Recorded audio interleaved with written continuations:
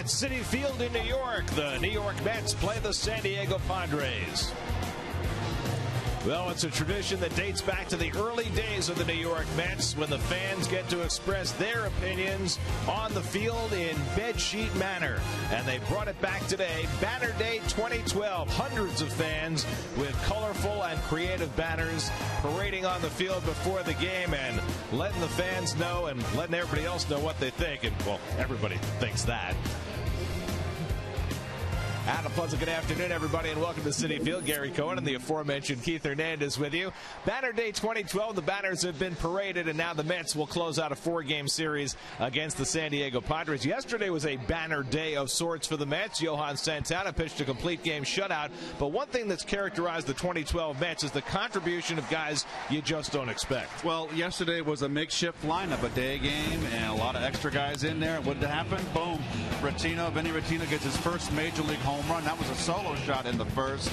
And, of course, it was in the eighth inning. It was followed by Mike Nickius, who has been struggling really mightily at the plate. And that was a grand slam right there, and that was the icing on the cake. And even Ike Davis joined the fun, who's been struggling. His third straight pinch hit. This was a double into, hey, there is a left center field Ike. Very nice, an RBI double right there. So a lot of the smaller components of this team, which are very important, contributing to the win yesterday. So Terry Collins getting what he wanted to out of that backup lineup. Today he'll have more of his regulars in there, and he'll have R.A. Dickey trying for his 7th victory of the season. Well, R.A. has got 9 starts this year, a major league tie lead for 8 quality starts. He has been phenomenal. Coming off a career high 11 strikeouts, his last win, his last time out in Pittsburgh. He has been phenomenal, 6-1 on the year. He has yet to win a ball game against this San Diego ball club for his career, so he's looking for a win number 1. And the most lightly supported pitcher in Major League Baseball this year, Edinson Volquez, will go for the Padres. Well, a former Cincinnati Red, won 17 ball games back in 2008, had a Tommy John surgery in 2009. It's been a rough road back for him. Traded over this year. He was the opening day starter for the Padres this year. He's pitched well his last 4 times out. He is 0-2 lifetime. The Mets have really roughed him up in his 3 starts. So it's Dickey going for his 7th win. Volquez for the Padres. Mets trying for the series victory on Banner Day 2012. All the action coming your way. That's a scary face.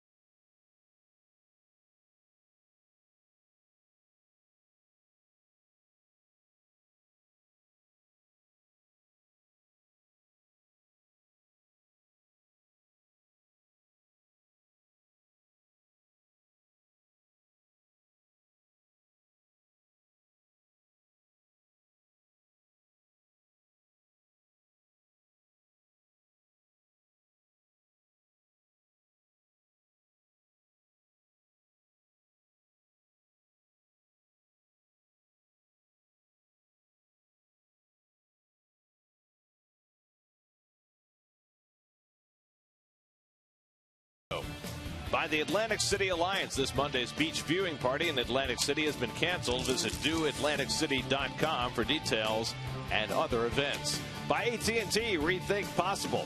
By Parts Authority, Auto Parts Superstores, where the answer is always yes. And by the all-new Mazda CX-5 with 35 highway miles per gallon. Kick off your summer at Citi Field Memorial Day as the Mets begin a 3-game series tomorrow afternoon with the NL East rival Phillies. Visit Mets.com for tickets. Driver on the Majors presented by Nissan. Josh Hamilton hit his 20th home run of the year, and it helped the Rangers to an 8-7 13-inning victory over Toronto. Albert Pujols now has 7 homers and 21 RBIs in his last 21 games. Looks like he's got it going. The Angels beat Seattle 5-3. That's 5 straight wins for Anaheim. And Bryce Harper homered. So did Denny Espinosa, a 3-run shot as the Nats beat the Braves 8-4. 6 straight losses for Atlanta. They've fallen behind the Mets and Marlins in the National League East. Holiday weekend, Banner Day. Lots going on at Citi Field. First pitch, Mets and Padres coming right up.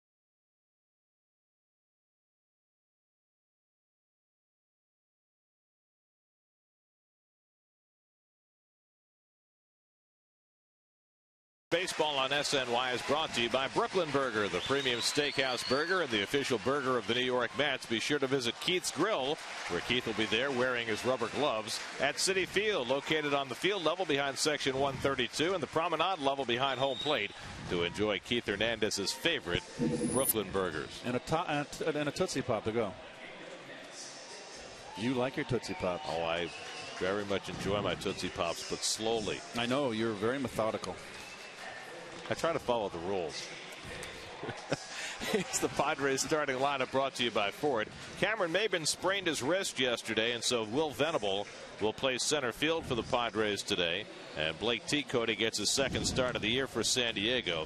This Padre team second to last in the National League in runs scored. They haven't scored in 17 innings, and R.A. Dickey will try and keep that going today. Well, the last time that R.A. Dickey got hammered, and it would be the only time was way back on April 18th at Atlanta. It only lasted 4 1/3. All other 8 starts have been quality starts. He has been phenomenal, pitched wonderfully. He's having really an all-star season so far. This is his last start in May. For the first 2 months of the season, he has been sterling. And the Lexus Metzi defense, Baxter in left field. Of course, he's been hitting the ball, so he's earned his starts out there. 10th in that position. Turner at shortstop today. Cedeno yesterday had a little bit of cramping, so he's going to be at shortstop. Davis in the lineup. Ike now hopefully is on a little bit of a roll here. 3 pinch hits with 5 RBI in the last 3 days. Nikias gets the start with that grand slam yesterday. There's Ike. Well, certainly the signs have been pointing in the right direction for Ike Davis. There's Doc Gooden. He was here to judge Banner Day, and while he was here, why not throw out the first pitch? And he still got the arm. Where's the leg kick? May not be able to kick that leg quite as high as he did in the heyday. So Doc has warmed up the mound for R.A. Dickey, and he will take on Will Venable to lead off. Venable 3 for 7 in this series. Didn't start yesterday against the left-hander Santana. Well, what can you say about what Johan did yesterday? A 96-pitch complete game shutout. He barely had to break a sweat. And now Dickey tries to follow that up. And his first pitch of the afternoon is a knuckleball that floats in for a strike. Well, the Mets have been getting some starting pitching. Jonathan Neese had struggled his last outing in Pittsburgh. He had a nice one. So the starting rotation's on a bit of a roll. And that's always spells good for the bullpens. The bullpens get taxed so much in today's game. So it's nice for them to have a day with a beautiful day yesterday. Just sit in the bullpen and relax and watch a ball game. Nice day again today. Temperature a little cooler than it was yesterday in the upper 70s. And that floats outside 2-1. This last time through the rotation, the Mets have had 2 starters break their career high in strikeouts. R.A. did it in his last start with 11 against the Pirates. There's a strike 2-2, and then Dylan G racked up a career high 9 strikeouts against the Padres. The Mets staff, despite not having a lot of hard throwers, has been on a remarkable run striking people out. The 2-2 to Venable, and he strikes out to start the game. So Dickey picks up where he left off in Pittsburgh.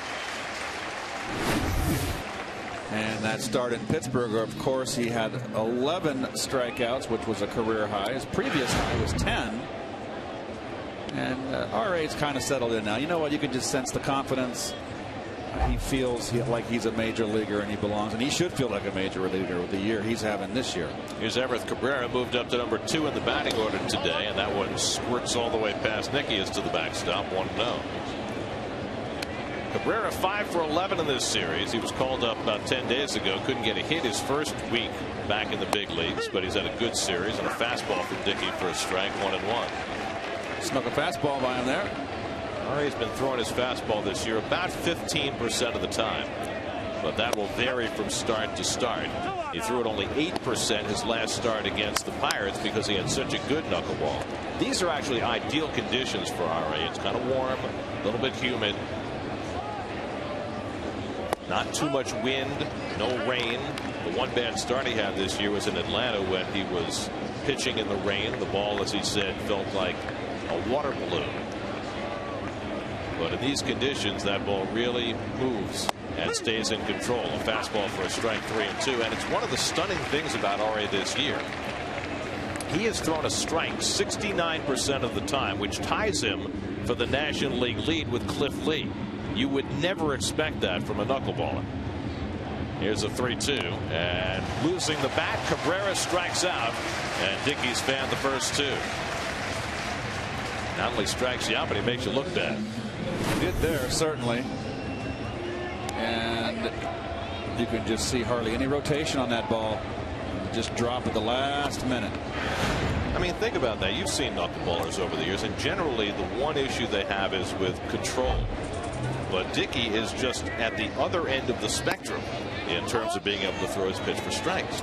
Well, we've always made that notation before in the past. He's a knuckleballer that doesn't walk a lot of guys. So that's the key to his success. Yonder Alonso takes a strike. Well, at age 37, he just seems to be getting better and better. Here's the 1-1 to Alonso, and that one squirts away from Nickius, and it's 2-1. Calling the balls and strikes on the knuckleballs today is Tim Cheetah, the crew chief. Jeff Nelson, Bill Welke, and Chris Guccione round out the crew. Dickey with a 2-1, and Alonso takes the knuckler for a strike. 2 balls, 2 strikes. Well, early in this game, Gare, and he has faced 3 left-handers in a row. He has used both sides of the plate, in and out. Guzman on deck. And that misses low. Full count to Alonso. Alonso 4 for 12 in this series. Got a 9-game hitting streak going right now. He came over with Edison Volquez in the trade from Cincinnati for Matt Latos in the offseason. Now the 3-2, and he pulls it into right field for a base hit. So Duda comes over to play, and Alonso takes a turn. He's going to try for 2. The throw by Duda on a hop. The tag by Turner, and he's out. Alonso trying to make something happen for his offensively challenged team, and Duda throw a 1-hop strike to get him and end the inning. Perfect turn and toss by Duda to get Dickey through the first.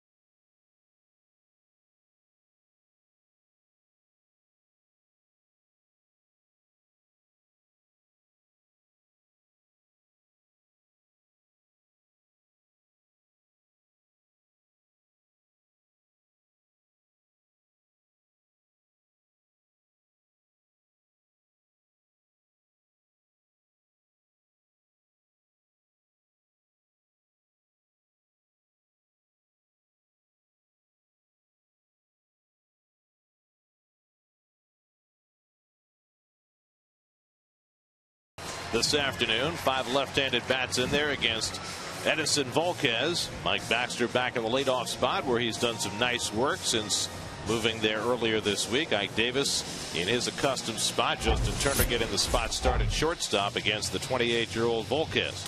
Whose handwriting is that on there? It's terrible M's. Jeez. Awful penmanship. There's Volquez. We talked to him about the top. He is their ace of the staff. Pitched well his last 4 times out. And Mike Baxter takes it wide for ball 1. Baxter making his 10th start, his 4th in the leadoff spot. He's 1 for 5 in this series and hitting at .352. Baxter, the former Padre, playing against his old team. And he fouls one off. Never actually made it to the big leagues with San Diego, but he played with so many of these Padres up through the minor leagues. Kirk Neuenhuis on deck, and then David Wright. Baxter was saying that Will Venable, the center fielder for the Padres today, probably his best friend in baseball. And Volquez throws the curveball, 2-1. Volquez has had trouble early in games. 10 starts this year. He's given up 7 first-inning runs, and of course the Mets had a field day in their first inning yesterday, going up against Clayton Richard.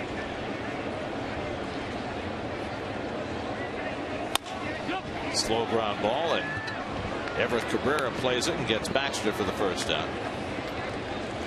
Well, the Coors Light San Diego Padre defense. What can we talk about them today? Oh, okay, there they are. Well, there it is right there. That's why they're in last place. One of the reasons they're really bad with that 43 errors as a team. So they're a little challenged out there, particularly now with Maven hurt. It's Bud Black, my old teammate from the Cleveland Indian days. It's been a rough year for Buddy so far, for a team that won only 71 games last year and is on a worse pace this year. Here's Kirk Neuenhuis, 2 for 5 in this series, 7 for his last 15. And he thinks about a bunt with the third baseman Headley playing a step back. Ball 1. Neuenhuis now at .295 for the year. Playing center field today.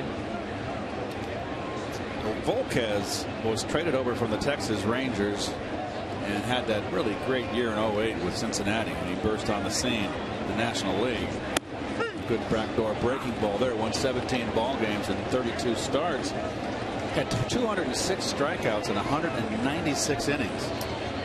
And then his elbow acted up the next year. He had Tommy John surgery, and he really hasn't been the same since until this year. He's gotten off to a good start. Neuenhuis pops one up. Perino, the shortstop, out. In comes Guzman battling the sun, and he stays with it for the second out. No sunglasses for Mr. Guzman. Well, this is the last game of a 4-game series, and back in the 60s, folks, and the 50s, that used to be the norm, was 4-game series, and there used to be 4 starters. Friday night, Saturday afternoon, doubleheader on Sunday. Exactly, and you would have, back then there weren't 5 starters, there was a 4-man rotation, so if the Dodgers came in, you faced all their best, their good pitchers. There was no getting away and maybe missing a Koufax or a Drysdale. David Wright bats with the bases empty. David took his third offer in the last 5 games yesterday, and the good curveball by Volquez for a strike. So David no longer leads the major leagues in batting. He's hitting .390, tops in the National League, but Paul Konerko of the White Sox is now hitting .396 to lead the majors. Ball and a strike to David. Well, you know, when you're up there in the stratosphere or ionosphere where David is, you know, a 1 for 3 your average drops. That's not fair. Do you need a blanket today? Really? It's really warm. By the way, I was thinking, looking at the stats today, that Paul Konerko may be the most unheralded great player of the last decade. And playing in the, you know, the 3rd largest media market in the country, Chicago, but it's the White Sox. Oh, over the head of Wright as Volquez had a curveball slip out of his hand. Yep. No intent there. Nope. Almost got David's bat. Watch. He almost got a strike out of this. That would have added insult to injury. David can smile about it. Lucas Duda would be next. Volquez, who's had those first inning troubles, trying to put an end to the first inning quickly, but behind Wright 3-1. And David takes a strike. The Mets had 2 home runs in the first inning yesterday, Hairston and Rotino. First time they had done that in the first inning of a game in 3 years, since Beltran and Wright went deep against Jamie Moyer of the Phillies in May of 2009.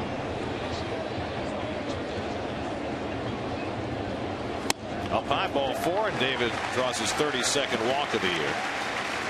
It's always been a problem with Volquez. He does walk too many. In fact, he leads the National League in walks this season. And here's Duda. Lucas 2 for 10 in this series, including a home run on Friday night. He really hasn't gotten untracked yet, and kind of waiting for him. I mean, of course, of the season, you're going to have your hot streaks and your slumps. The good hitters have more hot streaks, but he just really been kind of plodding along, driving in a big run here and there, but really not catching fire. Padres have a full shift on against Duda. 3 infielders on the right side, and the third baseman Headley moved over in the shortstop slot. And look at the center fielder. He's playing a little bit the opposite field. Go figure. Tells you that the spray charts say his ground balls are hit to the right side, and the fly balls use more of the ballpark. There goes Wright. The pitch low and in, and no chance for Hundley to throw him out. Wright has his 5th stolen base of the year. Surprised Hundley even threw that ball. Agreed. Watch, he has to kind of catch it really behind the hitter. Duda is not in the way. He doesn't have to duck. Standing right there, minding his own business. So a runner in scoring position, a 2-0 count to Duda.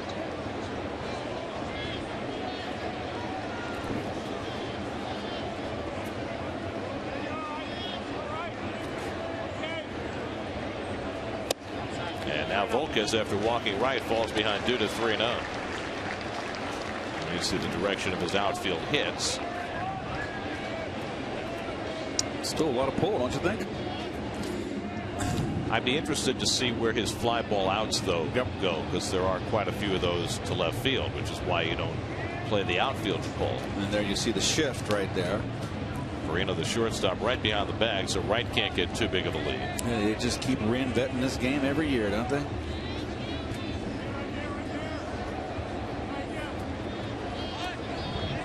And back-to-back walks. That one goes off the mid of Hundley, and that enables Wright to run to third. So all of a sudden, the wildness kicking in for Volquez after getting the first 2 outs. He walks a pair. Well, they're going to rule that probably a wild pitch, but to me, it's got to be a pass ball. You got to catch that ball. Oh, right. David's feeling chipper this morning. David has told me he prefers the night games to day games. They have scored that a wild pitch, and I agree with you. That should be a pass ball. Hundley's going to catch that ball.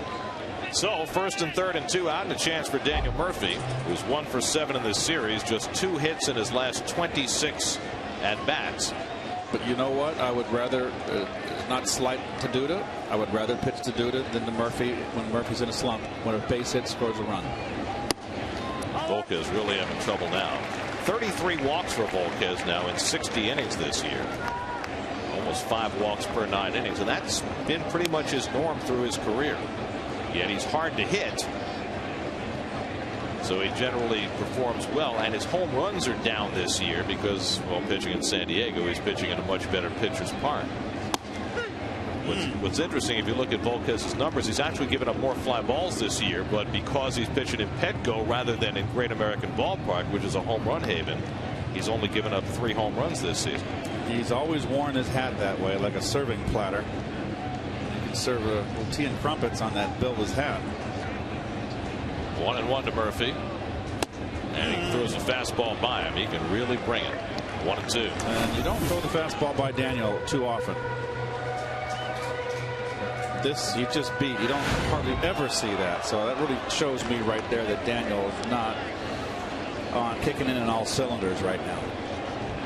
So now he's got to fight out of the hole and put that emergency hack to use.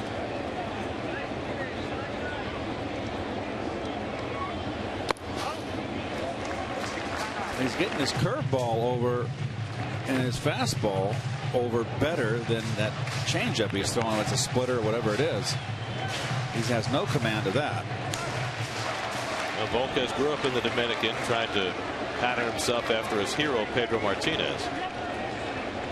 And you know, he throws hard the way Pedro did in his younger days, but he's never had command of his changeup the way Pedro did.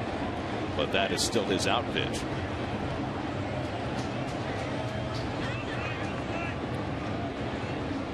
Now the 2-2 coming to Murphy, and Daniel fouls it back. He is throwing hard.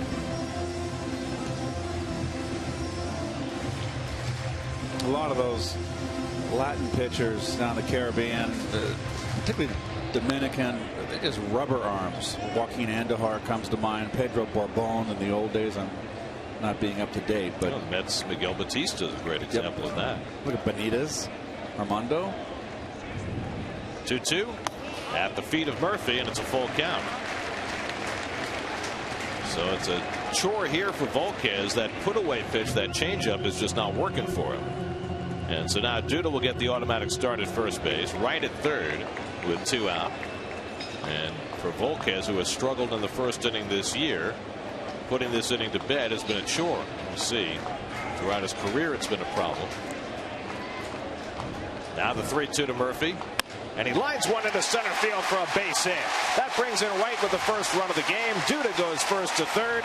Daniel Murphy comes through with a 2-out RBI hit. And the Mets jump in front 1-0. 104 times this year the Mets have scored a 2-out run. And not a very wise pitch selection right there. You got a hitter struggling. You've thrown the fastball by him. and you try to trick him with a changeup. And it's also pretty good hitting by Daniel. Give Daniel credit, but I just think very stupid pitch selection. Stays back. As long as you stay back, see his balance is there. You can let go with one hand like he did to get a little more length on the bat. He stays level and gets the line drive to center field. Well, the Mets are not a good matchup for Volquez because the Mets are so patient, and Volquez counts on you swinging and pitches out of the strike zone. So he walks a couple, sets the table, and Murphy waits for a pitch in the middle of the plate and takes advantage of it. Well, and the Mets jump in front. Was it the last homestand? I forget the pitcher that came in and just went right after the Mets with hard stuff through strikes. That's what Brandon Morrow did in Toronto. It's what I think you're talking about Zach Greinke. Yeah, that's how you got to pitch this team, because this team has a good eye at the plate. You got to go after him, pound him in the strike zone. Here's Ike Davis, who's had a revival in this series, and another changeup missing for Volquez. Davis 3 for 5 in the series with a double and 5 RBIs. Justin Turner hitting 7th, playing shortstop today on deck. Like yesterday with a long double to left center to drive in a run as a pinch hitter.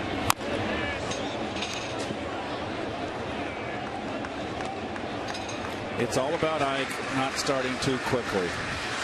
He sways. He has a law. It's like a locomotive getting started. He goes back, swings back on his back foot, and then goes forward. He's got to make sure he doesn't lean forward when he takes that stride. It's all a timing issue with him. Fastball runs inside. It's 2-1. Well, I'll say one thing for this Padres staff. We've seen them move left-hand hitters off the plate with consistency in these 4 games. You don't hardly see guys get pushed off the plate today like it used to be, and you've seen it a lot this series. Part of that may be having a pitcher as a manager. It's a team-wide philosophy, you would think.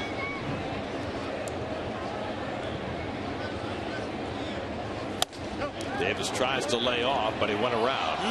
Chris Guccione with the call at third. Boy, this crew, it's almost an automatic. What was it, 2 days ago? Jeff Nelson was at third base, and it was an automatic. So it must be this crew's philosophy.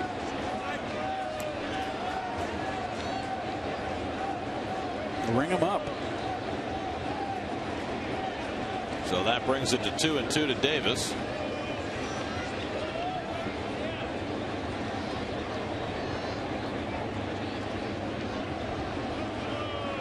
And Ike takes it high and a full count. Well, it's already the 3rd full count that Volquez has run in this inning, and he's about to throw his 30th pitch. A run already in. Murphy will be on the move. And it's 3-2 to Ike Davis. So a slog of an opening inning for Volquez. 3-2 coming to Davis. And Ike swings and fouls it off the left side. Headley over for a look, but that'll be in the crowd.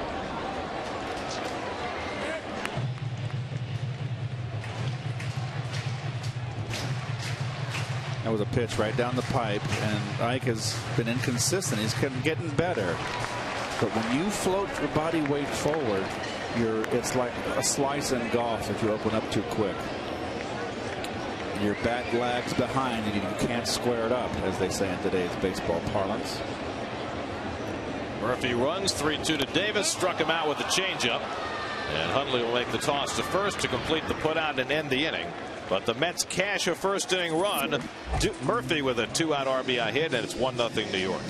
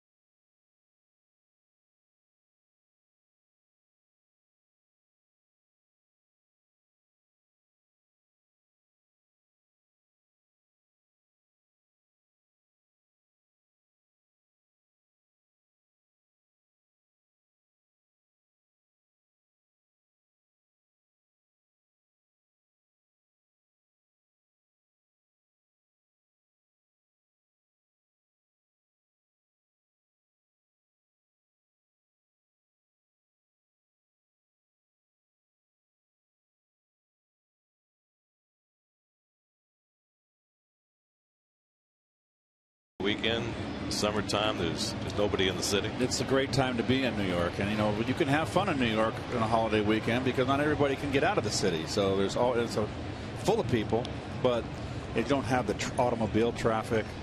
It's so peaceful. A little brunch. Oh, please. Jesus Guzman leads off the second inning against R.A. Dickey. Sounds like you're in heaven. Well, I'm reminiscing. Well, we'll try for a quick game today, see if we can. Well, I'm going home. Get you to brunch. Maybe a little later than usual. I usually get home. What time do you get home? Around 6 in a day game? Well, it depends on the traffic. Well, if there's no traffic. Oh, yesterday I was home by 5. I was home by 5:10. I loved it. Guzman pulls one down to third. David right on the backhand, and the perfect throw to get him one out. How about David's throwing? It's not even, you can tell just by his body language when he makes the play, and it's no longer on his mind anymore. It's all of his throwing woes are a thing of the past. I mean, before like that, Gary, with a long play, a curl hop, he would just, the longer he took, he would just goose it over. Not anymore.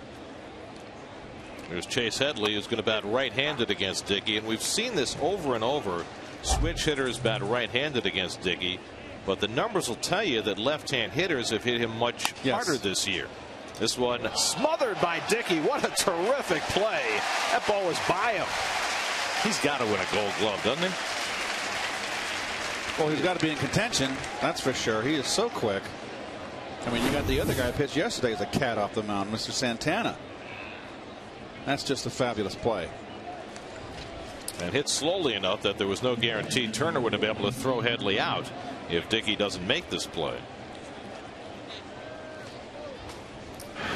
He's run pretty nicely for a 37-year-old guy. Hey. So 2 out and nobody on. Now Nick Hundley, 1 for 8 in the series, homered on Thursday night and moves out of the way of the knuckleball. Dickey going for his 7th win today. Last year he didn't get his 6th win till August the 29th. He didn't get his 7th till September. Hit up the middle and past Dickey's foot for a base hit. So he threw a fastball to Hundley on 1-0. Dickey tried for the skate save there.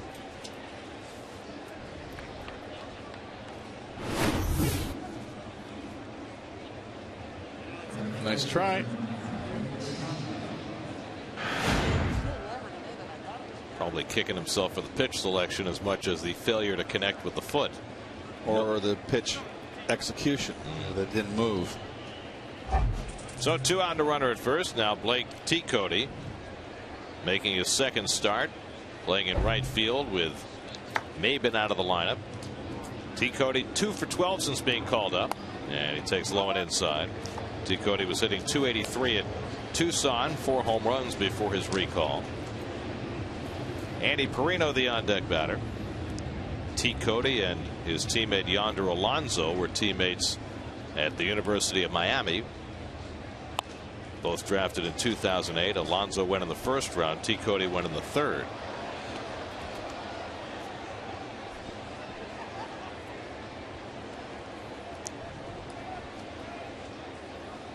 Went to Miami, but born in the shadow of the University of Missouri. Columbia Mo. I've been up there.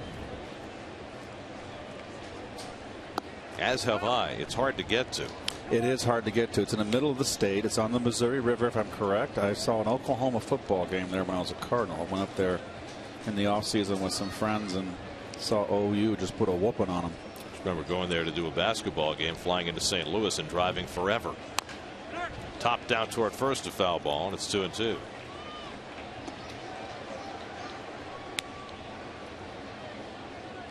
Well, this Padre team has now gone 18 straight innings without scoring a run. They have only outscored the Pirates this year, and we talked about this at the beginning of the week. The Mets with 7 games against Pittsburgh and San Diego, a chance to cash in. Well, the Mets have gone 4-2 so far. Chance to go 5-2 today. Well, this is the big one right here. You know, they played that horrible game, the opening game of the series, where they got clobbered. And they came back and played really a brilliant game all the way around the 2nd game of the series, Gary, when that Anthony Bass was pitching with good stuff. And they beat him up, and that was an impressive victory. And then yesterday, the bench players were the stars. 3-2, struck him out with a knuckleball. So Dickey strikes out T. Cody. That's the third strikeout for R.A. And that, my friends, is how you hold the knuckleball. 1-0 Mets.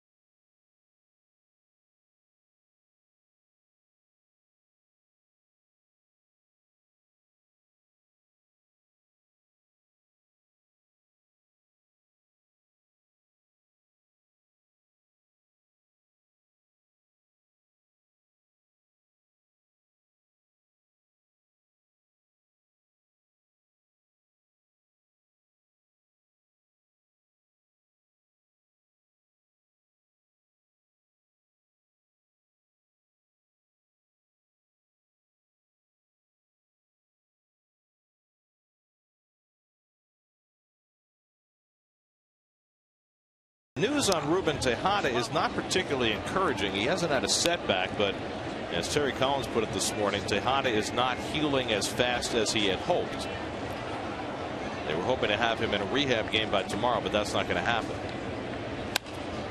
So Ruben can still, swing the bat, take ground balls, but he can't really run the bases right now. When he tried it, he was still feeling some point tenderness. Well, if you have a quad, it's your back kick when you stride and your foot goes backwards. You have to drag it. And if you're a basketball player, that's the quad's the muscle you use to leap. You're in big trouble in basketball if you pull a quad. Well, Turner got the start yesterday at second base and had a really good day swinging the bat. He had 2 hits and also hit a hard line drive that was caught. First Met game today? If so, you picked a perfect day.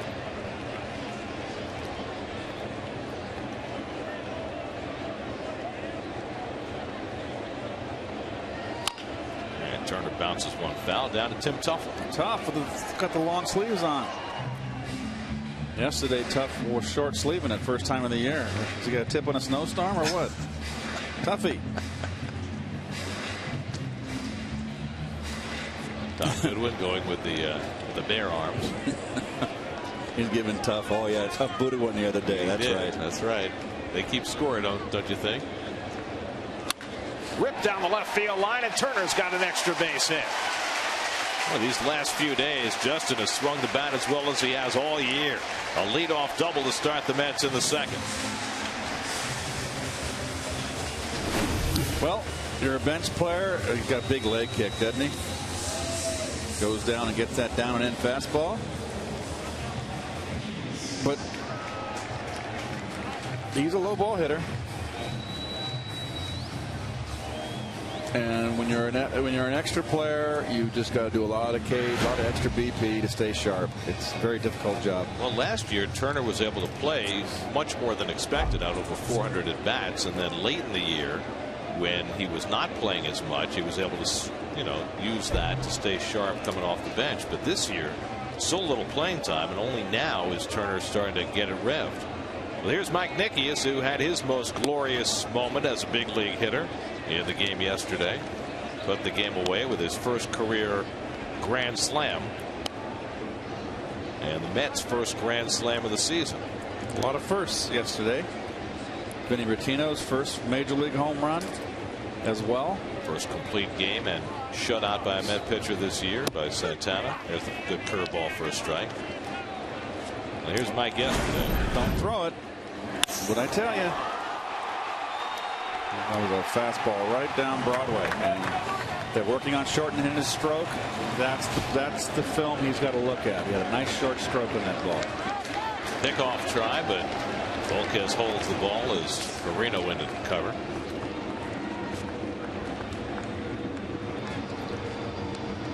But as you mentioned yesterday, Gary, you look up on the board. Nicky is hitting 167, but he's got 10 RBIs. Yes, he does. 10 RBIs and 54 at bats. So he's had some big hits. None bigger than the one yesterday.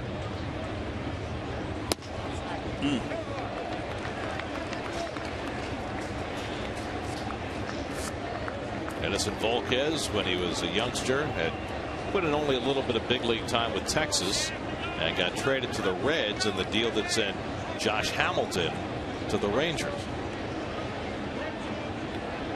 And he immediately made it look good for Cincinnati with that great 2008 season. But this winter, when he was traded from Cincinnati to San Diego, he was only part of a much larger package in the deal for Matt Latos. Padres got Yonder Alonso as a starting player for them. Yasmani Grandal, who's considered one of the better catching prospects in baseball. Brad Boxberger. So his stock, Volquez's, since the Tommy John surgery 2.5 years ago, had really fallen.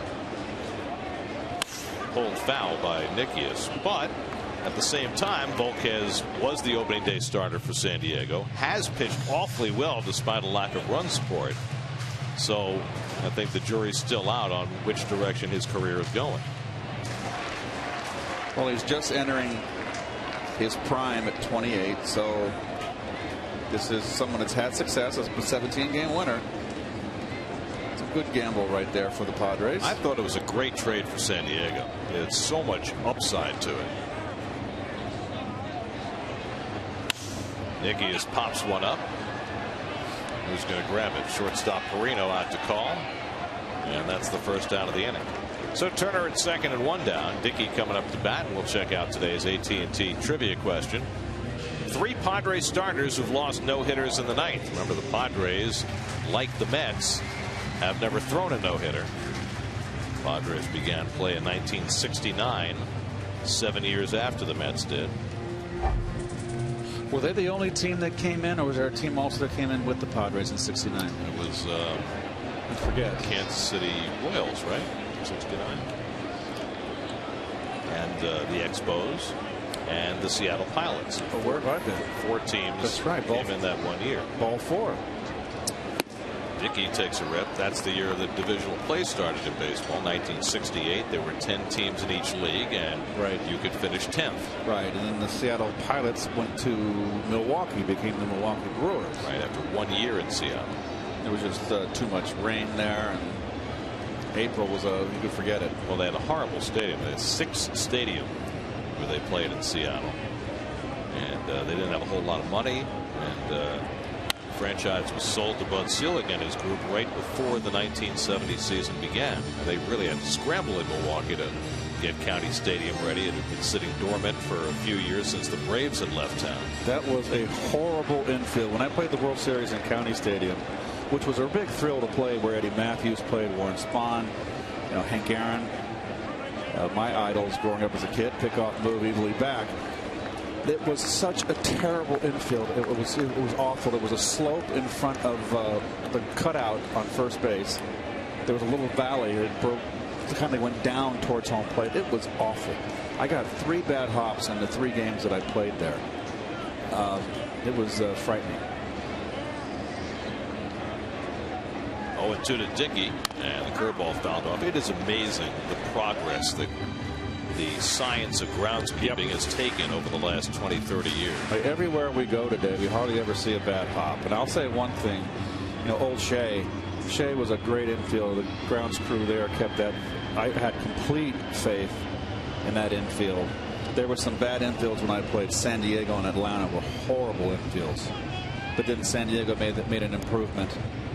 They got that special clay kind of dirt, whatever it was. That was a big breakthrough in infields. I forget the name of the little tapper having to charge as Perino can't make the bare hand play, and Dickey has an infield hit.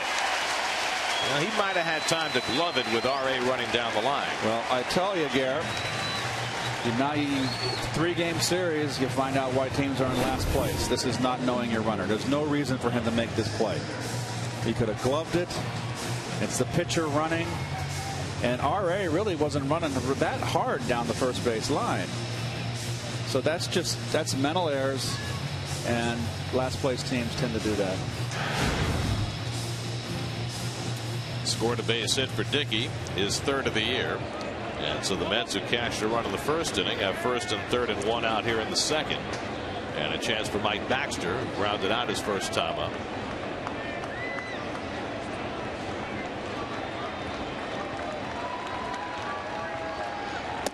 Baxter takes a changeup for a strike. You better be careful throwing that changeup to Baxter. Baxter stays back on the ball. He's a gap-to-gap hitter. Changeup is always going to sink down in the strike zone, and that's where Baxter likes it, and he's a good guy that waits. He's very patient. Mike is 2 out of 3 this year, getting a runner in from 3rd with less than 2 out. Another one, and he fooled him. Volquez loves his changeup. Sure does. Particularly in strikeout situations. See, I never liked the right-hander to a left-hander, the inside changeup. I always loved the changeup. To me, a changeup in the middle of the plate in was a hanger. Didn't matter if it was up or down.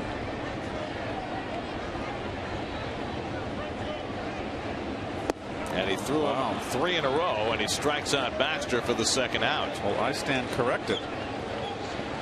So there's a big strikeout for Volquez, his 2nd of the day. That's not an easy strikeout, and for some reason he's just not picking up the not picking up the change. It's a good one. So now 2 out, and Kirk Neuenhuis the batter. Neuenhuis flying to left his first trip. Well, if nothing else, the Mets are forcing Volquez to work awfully hard these first 2 innings. Neuenhuis takes the first pitch curveball low and in for ball 1. Volquez already over 50 pitches in the first 2 innings of the game.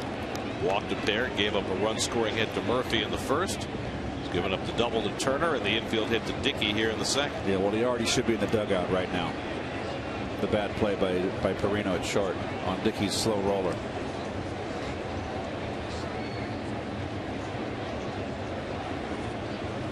Neuenhuis lashes one foul. That's what Neuenhuis has the ability to do, is inside out when he gets jammed. And the ball up. He stays level. See how he stays level here? And you get beat, and what happens? It comes out a line drive off your bat. If he keeps it in fair play, there's your line drive to left field with a ribeye steak attached to it. Well, he has been hitting an extraordinary number of line drives. Of course, he's also been striking out a lot, 52 times this year, but when he puts the ball in play, it's usually hit hard. And that's it out to center field. Should be easy for Venable. And he makes the grab to end the inning. So Volquez works around a couple of hits in the second after 2 at Citi Field, 1-0 Mets.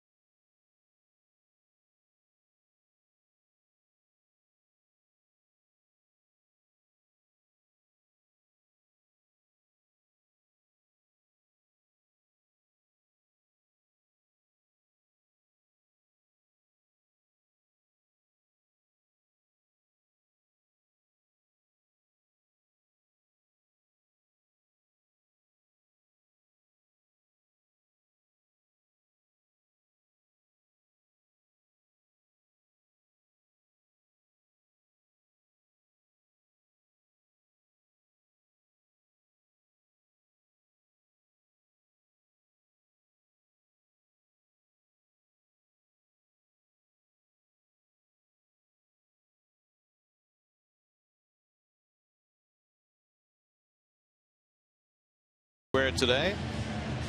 Well, they should have the farmers market down there today on this weekend. I think that if it's already started. Here's your Mazda upcoming schedule. You can listen to all Mets games on Sports Radio 66 WFAN. Phillies come to town tomorrow for a holiday afternoon game with John Neese and Cole Hamels squaring off. Mets' next 8 series are against teams with winning records. You got the Phillies for 3, the Cardinals for 4. Mets then go to Washington, to Yankee Stadium, to Tampa Bay. It's a tough schedule coming up. So they got rid of these 2 powder puffs real quick here.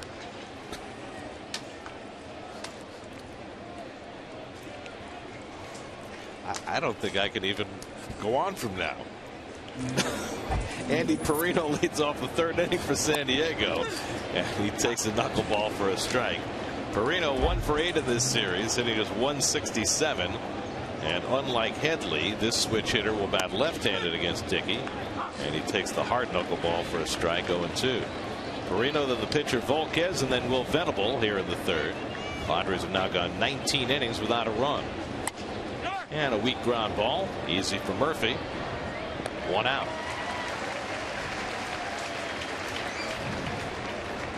SNY's Super Slow Motion is brought to you by your Mercedes-Benz Tri-State dealers. Visit them on the web at searchmercedes.com. Oh, I tell you what, I do love that. Very nice. Dirt flying over the air. It's great. It's like those slow-mos in the football replays when it's snowing. I love that stuff. Here's Edinson Volquez, who takes a strike. Volquez with 2 hits this year, lifetime 102 hitter. R.A. Dickey with 6 consecutive quality starts under his belt. And looking to just keep it rolling today. He is now 4 games under 500 for his career. And it would be a terrific goal for R.A. this year to get over 500 before the end of the year, and there's every chance he might be able to do that. When you consider the trials and tribulations of the early part of his career in Texas, and then kicking around before landing with the Mets 2 years ago. And a ground ball hit to short, and Turner right there to play it, and tosses out Volquez, 2 out. It's been quite a year for R.A. with the publication of his books, with the documentary about the knuckleball featuring him quite prominently, and now off to a fabulous start in his season. It's been a long journey for him, and not bad. That's the great thing about America too. Here's a kid from Tennessee, and look at him now on the spotlight, big stage of New York. having an all-star year. It's just a fabulous story.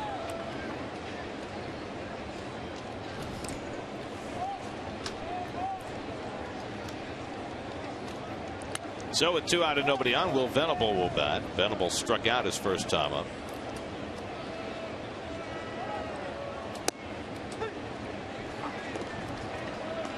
The consistency of the strike throwing with that pitch is remarkable. And Dickey was talking about after his last start in Pittsburgh how he had a different move with that knuckleball as he throws the slow one down, that he had the up knuckleball going, which is a pitch that he said rarely works particularly well. Well, it's a dangerous one because if it doesn't up, it's up in the strike zone, and it's got home run written all over it. So it's a dangerous pitch. Because R.A.'s always had difficulty late in the game giving up home run. You know, early in the year it happened, but it hasn't happened of late. He's pitched so great. Venable goes down swinging.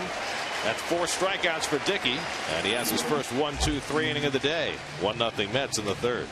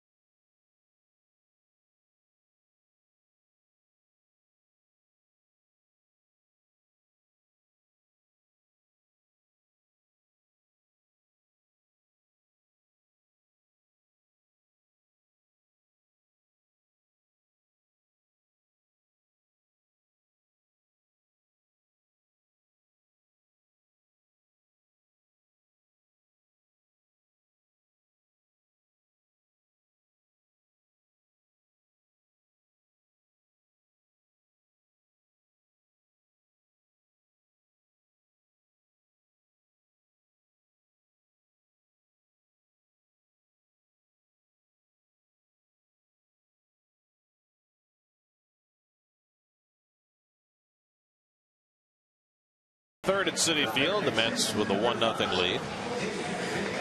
Ah, look at that. Looks like he came in from the mod squad. Clarence Williams the 3rd. I mean, that is an old school afro right there. He's got that pip comb. Where is it? In his back pocket? I'm thinking Oscar Gamble.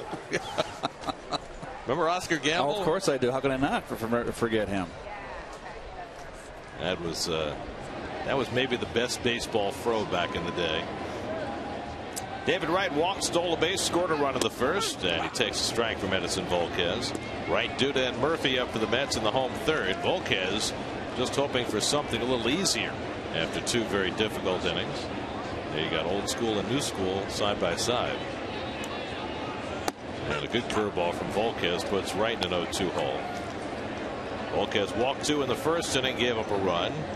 Touched up for a couple of hits in the 2nd. So a very high pitch count early in this game.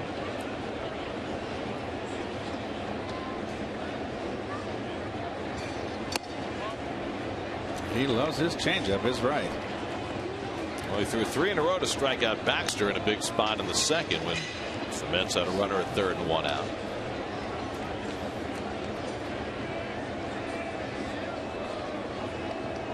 Oh boy, the Cubs are down early again. 3-0 in Pittsburgh in the 1st. Foul down the right side. Well, the Cubs have lost 11 in a row. It's their longest losing streak since 1997. Last night, Rafael Dolis hit Matt Haig with a pitch with the bases loaded in the bottom of the 9th to end the game. And the Pirates won 3-2.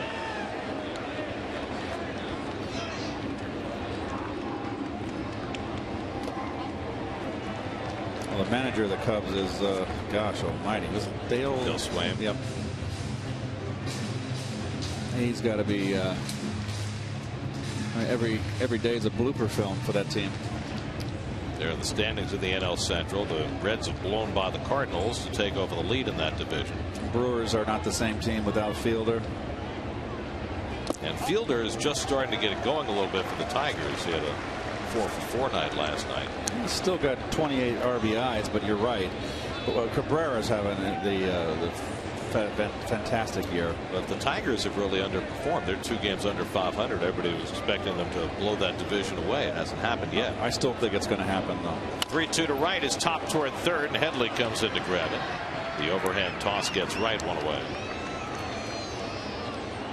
Tonight, Jets offensive tackle Wayne Hunter talks about bouncing back after a rough season, I'll say. Plus, get an inside look at the first week of OTAs on Jets Nation, presented by Melrose Credit Union tonight at 7, only on SNY. Well, the Jets kind of, last part of their season, they just kind of fell apart. Where's Damian Woody when you need him? Here's Lucas Duda, who walked his first time up. Full shift on again against Lucas. Walked on 4 pitches in that first inning plate appearance.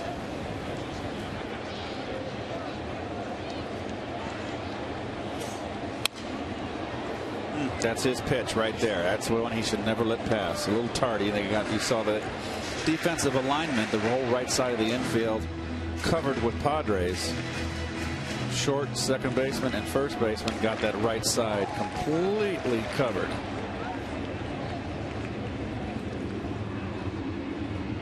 Interesting. Right before that curveball for a strike, the center fielder Venable wandered over from left center, a little toward right center. That's right. He's on the other side now. Here's the 1-2. And he went around strike 3. And what that tells me, Keith, is that, you know, if you're a Padre outfielder, you know that once Volquez gets ahead of the count, he's going to be throwing changeup. So you're going to play the hitter a little more to pull. Or you fell asleep the first at bat. You're out of position. You know, one of the two. Maybe. I'm always looking on the dark side of things, aren't you? Well, you know, you can't tell me they're going to alter defensive alignment per at bat. He's the same pitcher. I mean, Venable, he's a Princeton kid. He's on the ball out there. Oh, it's a day game. Coffee only goes so far. Daniel Murphy's driven in the only run of this game with a single to center in the first inning.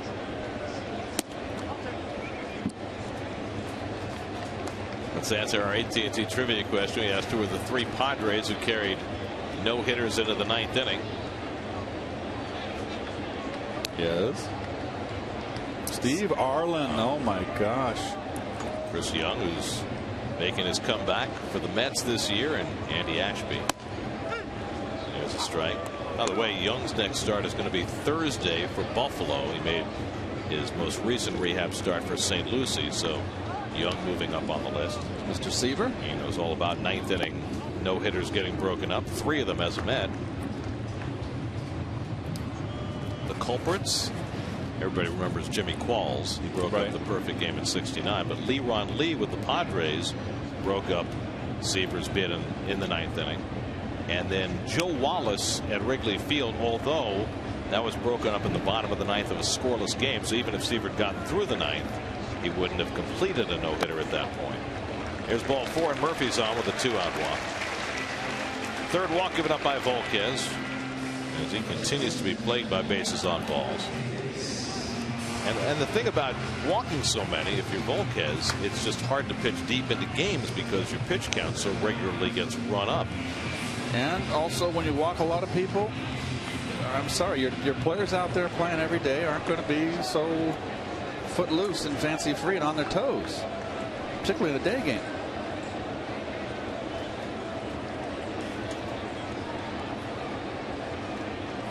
Now Ike Davis, who struck out on a changeup his first time up. And Murphy back to the bag. We're talking about Met no-hitters broken up in the 9th.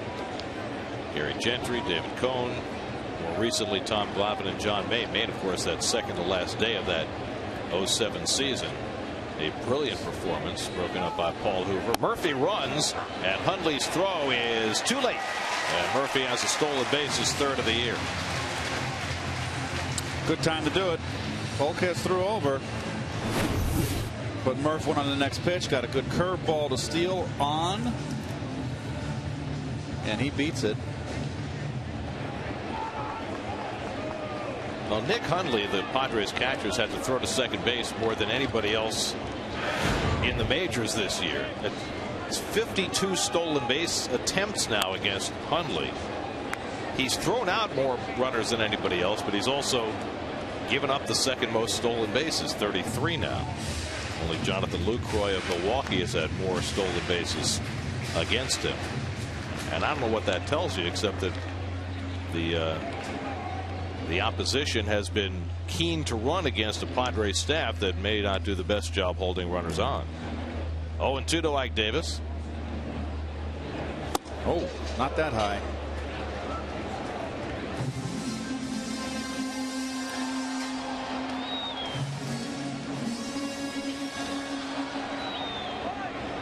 .72 pitches in the third inning, not what Volquez would have put up on the chalkboard. He's never gone more than 6 innings in a start this year.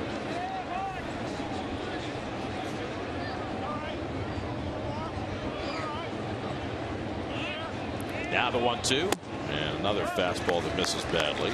2 balls, 2 strikes. Well, he's going to drop a hammer on him here, I think. 2 fastballs up in the strike zone.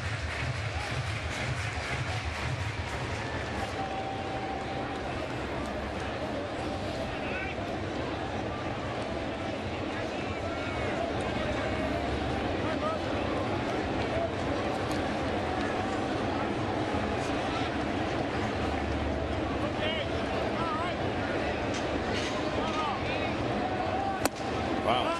3 fastballs in a row with which Volquez has not come close to the strike zone. Maybe we can get an overhead of the field here. Look at the coaches for the Mets. They're way out of the third base coaching box. I always thought there was a rule that they had to be inside that box when the pitcher was on the mound ready to throw.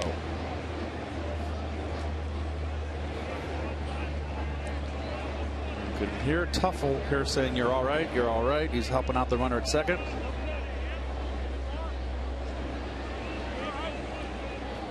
And Davis goes down on the changeup. So Volquez goes back to the same plan to get Davis the same way he did in the first.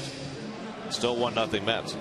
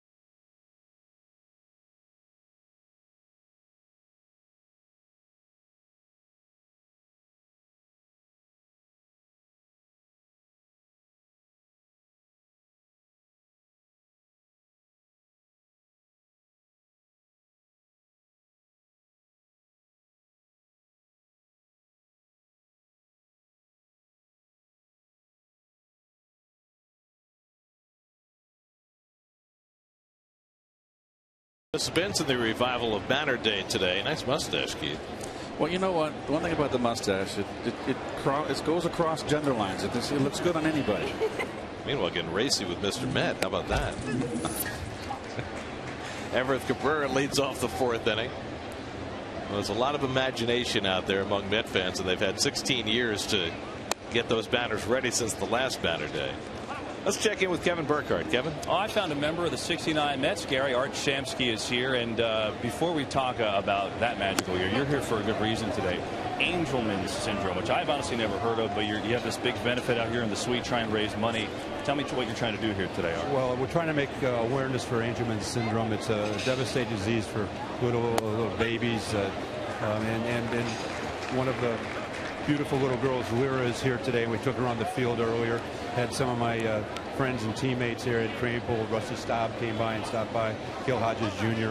We're here on behalf of Teresa Taylor Products, which they make Band-Aids with all the logos of all the big league teams, and here at the stadium and at the MLB stores and the food emporium stores. So we're just trying to raise awareness for Angelman syndrome. They have those Band-Aids in the team store as well. The Mets Band-Aids is Cabrera down on strikes. You know, so many things to talk about you with, and I'm going to start here. We had Ron Swoboda here a couple weeks ago, and I was talking to him. And, you know, a lot came up. We talked about platoons and things like that. And obviously I asked him about the catch. How about you on the catch? And did you ever think about, if you were out there, if you would have made that play and things like that? What went through your mind when that play was going down? Well, you know, at the time I was not playing in that game, and Ronnie made a great play. And you know, I just thought he made a fantastic play and had the wherewithal to get up and throw home. You know, a run scored on that play. But who knows if I would have made it or not. But the fact is, Ronnie always said some people had a career, he had a catch. So it was great. But it was a great year for Ronnie and myself in right field. And there was a number of platoon positions. Gil Hodges was able to get the most out of all of us. And not that we liked it. It was a very difficult situation for us because you get into a groove. And as an example, I got 7 hits in the 3-game sweep over Atlanta. And you're sitting, right? And I didn't start the first game of the World Series. But he did send me up to pinch hit in the 9th inning, and I made the last out of it, which is a trivia question. I made the last out of the only game we lost in the World Series, pinch hitting. But it was a great year for all of us. I'm glad we've lost 7 members of that team, but the nucleus is still around, and great bunch of guys, and just witnessed by everybody that still talks about that team. And some of the people who weren't even born know about that team from their parents and their grandparents. So for me to be part of that wonderful experience and be part of Met history in 1969 is just a fabulous thing. It certainly is. It certainly lives on as Dickey trying to have another quick inning with a 1-2 to Guzman here, and he does have a quick inning. He strikes him out too. Dickey is cruising. Art, it's great to catch up. Thanks for the time. My pleasure, Kevin. Good to see you. Art Shamsky here at Citi Field. Dickey and the Mets with the 1-0 lead.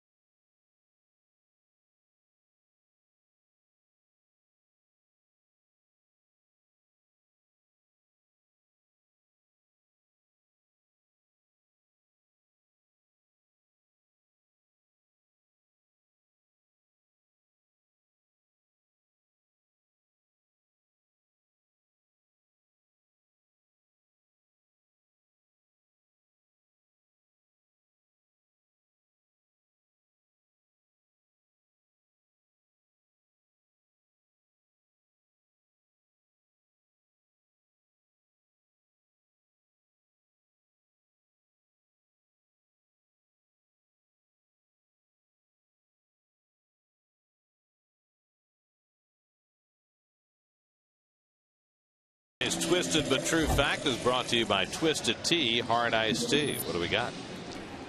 Tony Gwynn struck out 3 times in a game, once in 20 years. Okay. It's pretty good contact. Well, pretty good hitter, huh? How many times do you think you struck out 3 times in a game? Couldn't be that many. I don't know. Probably more than once, though. 4. I struck out 4 a couple times. Candelaria got me once 4 times. He was just wicked that day. I had good cuts, but. Justin Turner leads off in the home 4th inning. Turner rifled a double down the left field line his first time up. 4 for 6 in this series now, as he has swung the bat well the last few days, better than he has all year. And he lines this one to center field, but it stays up for Venable for the first out. So another line drive off the bat of Turner. Well, the one yesterday afternoon, excuse me, was to right field. And we remember that last year when Turner came up. He goes the other way well now, and they do shade him the opposite field. So 1 out and nobody on. Now Mike Nickius, who popped a short his first time up. Well, this is a familiar state of affairs for Edinson Volquez. We mentioned at the outset that he has been the least supported pitcher of any pitcher in the major leagues this year.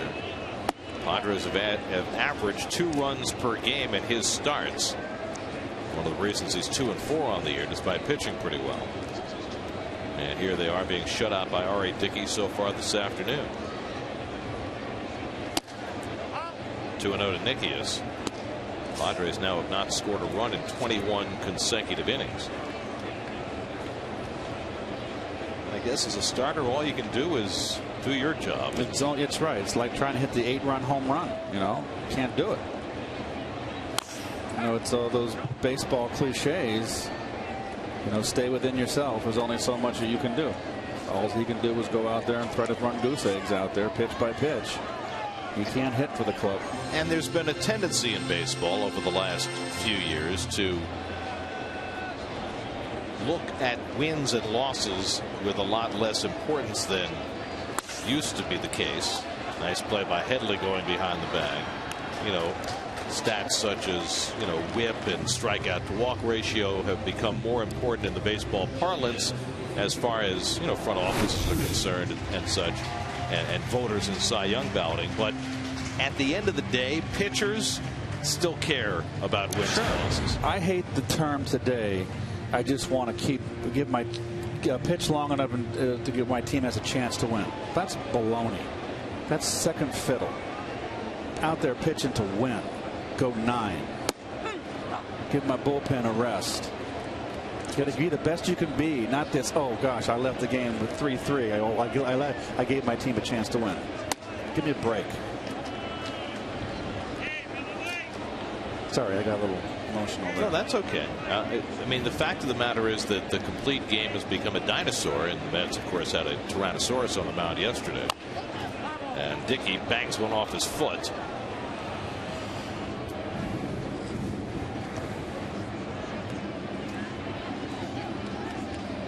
And for most pitchers, it's not really an option to go 9. You know, once they've reached their pitch count. Of course. You know, and you know, talking to Tom Seaver, he said, yeah, I had a pitch count. It was usually about 135, but they wouldn't let me go beyond that. Right. It's just that now pitchers are expected to do less. Well, I just think agents have run circles around management over the years. And as far as negotiating, we'll talk about when we come back. I've got a couple thoughts as the years have gone by. Certain numbers that give you a salary increase that really, I think, the statistics that should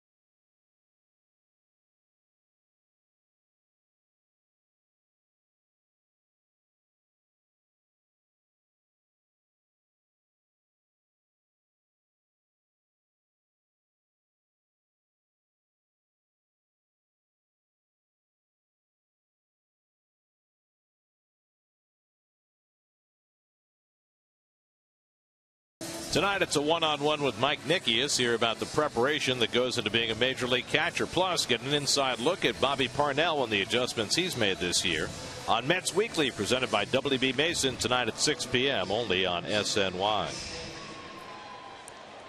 There's Mike Nickius off his grand slam yesterday. Caught a shutout in yesterday's game, and he's catching a shutout so far today. R.A. Dickey has allowed just 2 hits over the first 4 innings. Chase Headley leads off the 5th. Dickey robbed him of what could have been an infield hit his first time up, making a sprawling stop to the left of the mound. And Headley again batting right-handed against Dickey. A switch hitter going against the grain against the knuckleballer. And he can't catch up with that knuckler. 1-1. Well, we were talking earlier about striking out 3 times in a game and the fact that Tony Gwynn had only done it once in his career. And Keith, you recalled that John Candelaria had struck you out 4 times, and we have searched the archives and found it's not true, that you never struck out 4 times in a game. I said it on purpose so I get the kudos. He got me 3 times. 15 times he struck out 3 times in a game. That's not bad for 17 years. Not bad at all. It's not Tony Gwynn, but it's not bad. 3-2 now to Headley. I was thinking maybe the 4 strikeouts against Candelaria, maybe that was, just a nightmare, a bad dream, waking up cold sweats. Well, I was in the hospital 3 games prior to that. I got in a collision in Wrigley in a day game with Buckner as a pop-up. That's going to stay in play. Ike's got it covered. I hit a ground ball to second base, and Buckner went out to field it. And I remember it was a pitch I should have ripped. I put my head down and was muttering words to myself. And then when I looked up, Buckner had made a break for it, so he was late getting back to the bag. Sandberg threw a high throw to him. He had to leap up the air to get it, and momentum carried him right into the bag. And I looked up, and I remember seeing Buckner's face. I had 12 stitches under my chin, and Buckner had 18 on his eyebrow. And I got knocked out. And I remember telling Whitey I can play, and Whitey said, "Oh yeah, right. Come with me." Nick Hundley, it's another pop-up that Ike will handle for the second out. But I came back in 3 days, and the first game I came back was Candelaria, and I probably should have sat down. But those days you went back out there, and he struck me out 3 times. So what you're saying is the fourth strikeout was probably your hallucination as the result of the concussion. There you go. And also I lost the batting title that year by 1 point. That 0 for 3 cost me that concussion cost me the batting title. Should have taken the day off. Shoot, 2 in a row. Not too many guys have done that. Oh well. Be there with Tommy Davis and Roberto Clemente. Shoot. Harry Heilman. Here's Blake T. Cody, and he takes a strike. How many batting titles did Gwynn win? 7 or 8? 8, I think it was. How about Stan Musial? He went ahead of Stan, right? Wasn't Stan was the all-time leader that he surpassed in the National League? Driven to left off the bat of T. Cody, and there's Baxter to grab it. And Dickey has a 1-2-3 inning. RA's retired 10 in a row. We're halfway through. The Mets with a 1-0 lead.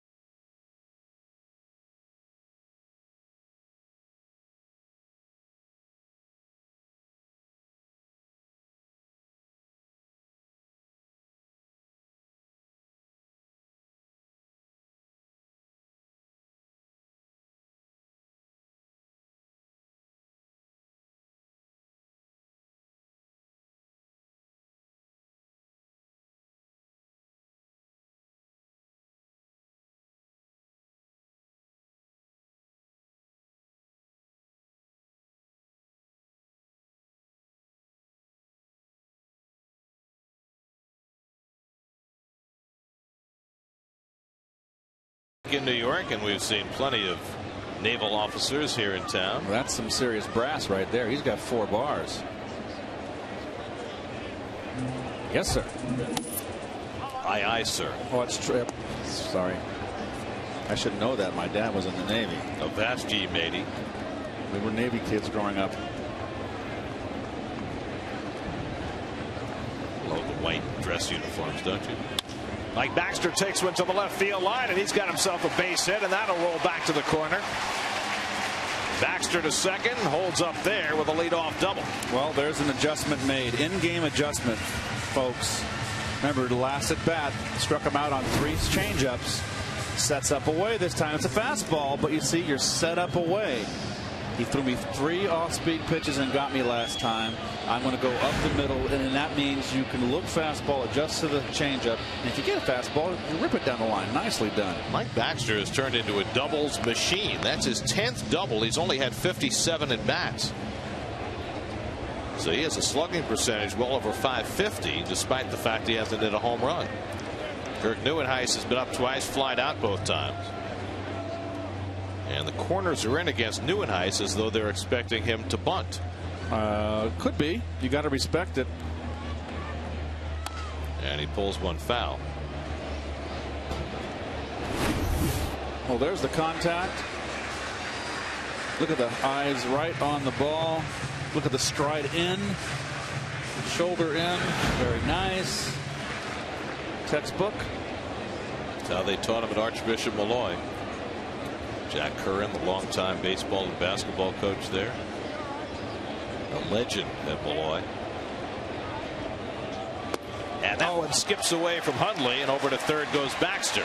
Boy, I tell you what, Hundley's a little challenge back. That's a tough play, but for someone that's hitting on the interstate, he's not exactly world class back there with the glove. That's just a way late reaction. I don't know how you can turn the glove in that direction and expect to stop it. In any event, it's a wild pitch charge to Volquez, his second of the day, and so the infield has to come in with Baxter at third and nobody out. Middle infielders are halfway, but they can still make the play at the plate. Interesting that. And that gets by Hundley, and here comes Baxter to score, and it's 2-0 New York. If he's not crossed up, no, he couldn't possibly be crossed up. The runner's on third base. So Baxter speeding his way home after the leadoff double, and the Mets have a 2-0 lead. Oh boy, we'd be on the bench saying for the opposing team, we'd be going box it and send me a dozen. Oh man, that's got to be a pass ball. He just missed it. Yep.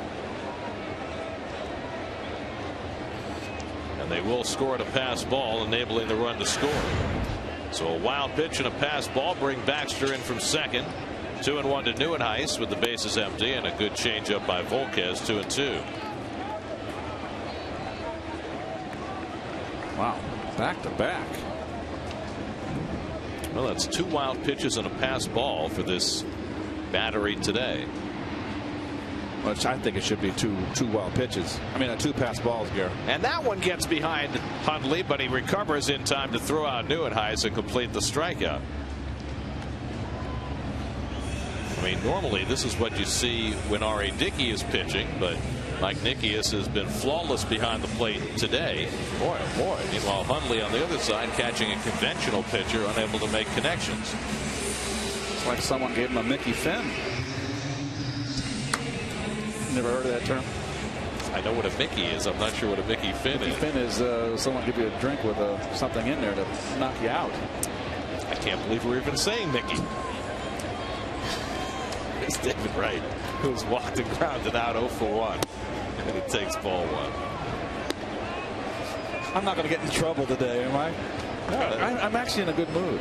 It's okay. Now that was, George was going to give his boss a Mickey, and Jerry said, "I can't believe we were even saying Mickey."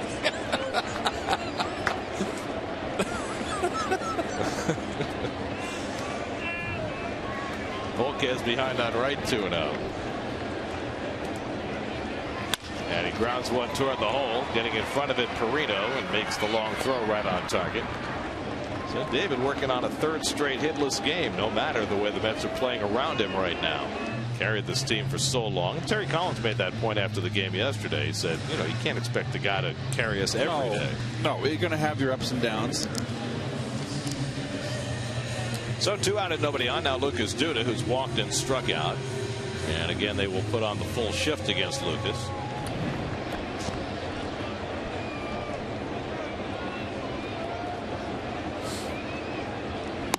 And the curveball misses for ball 1.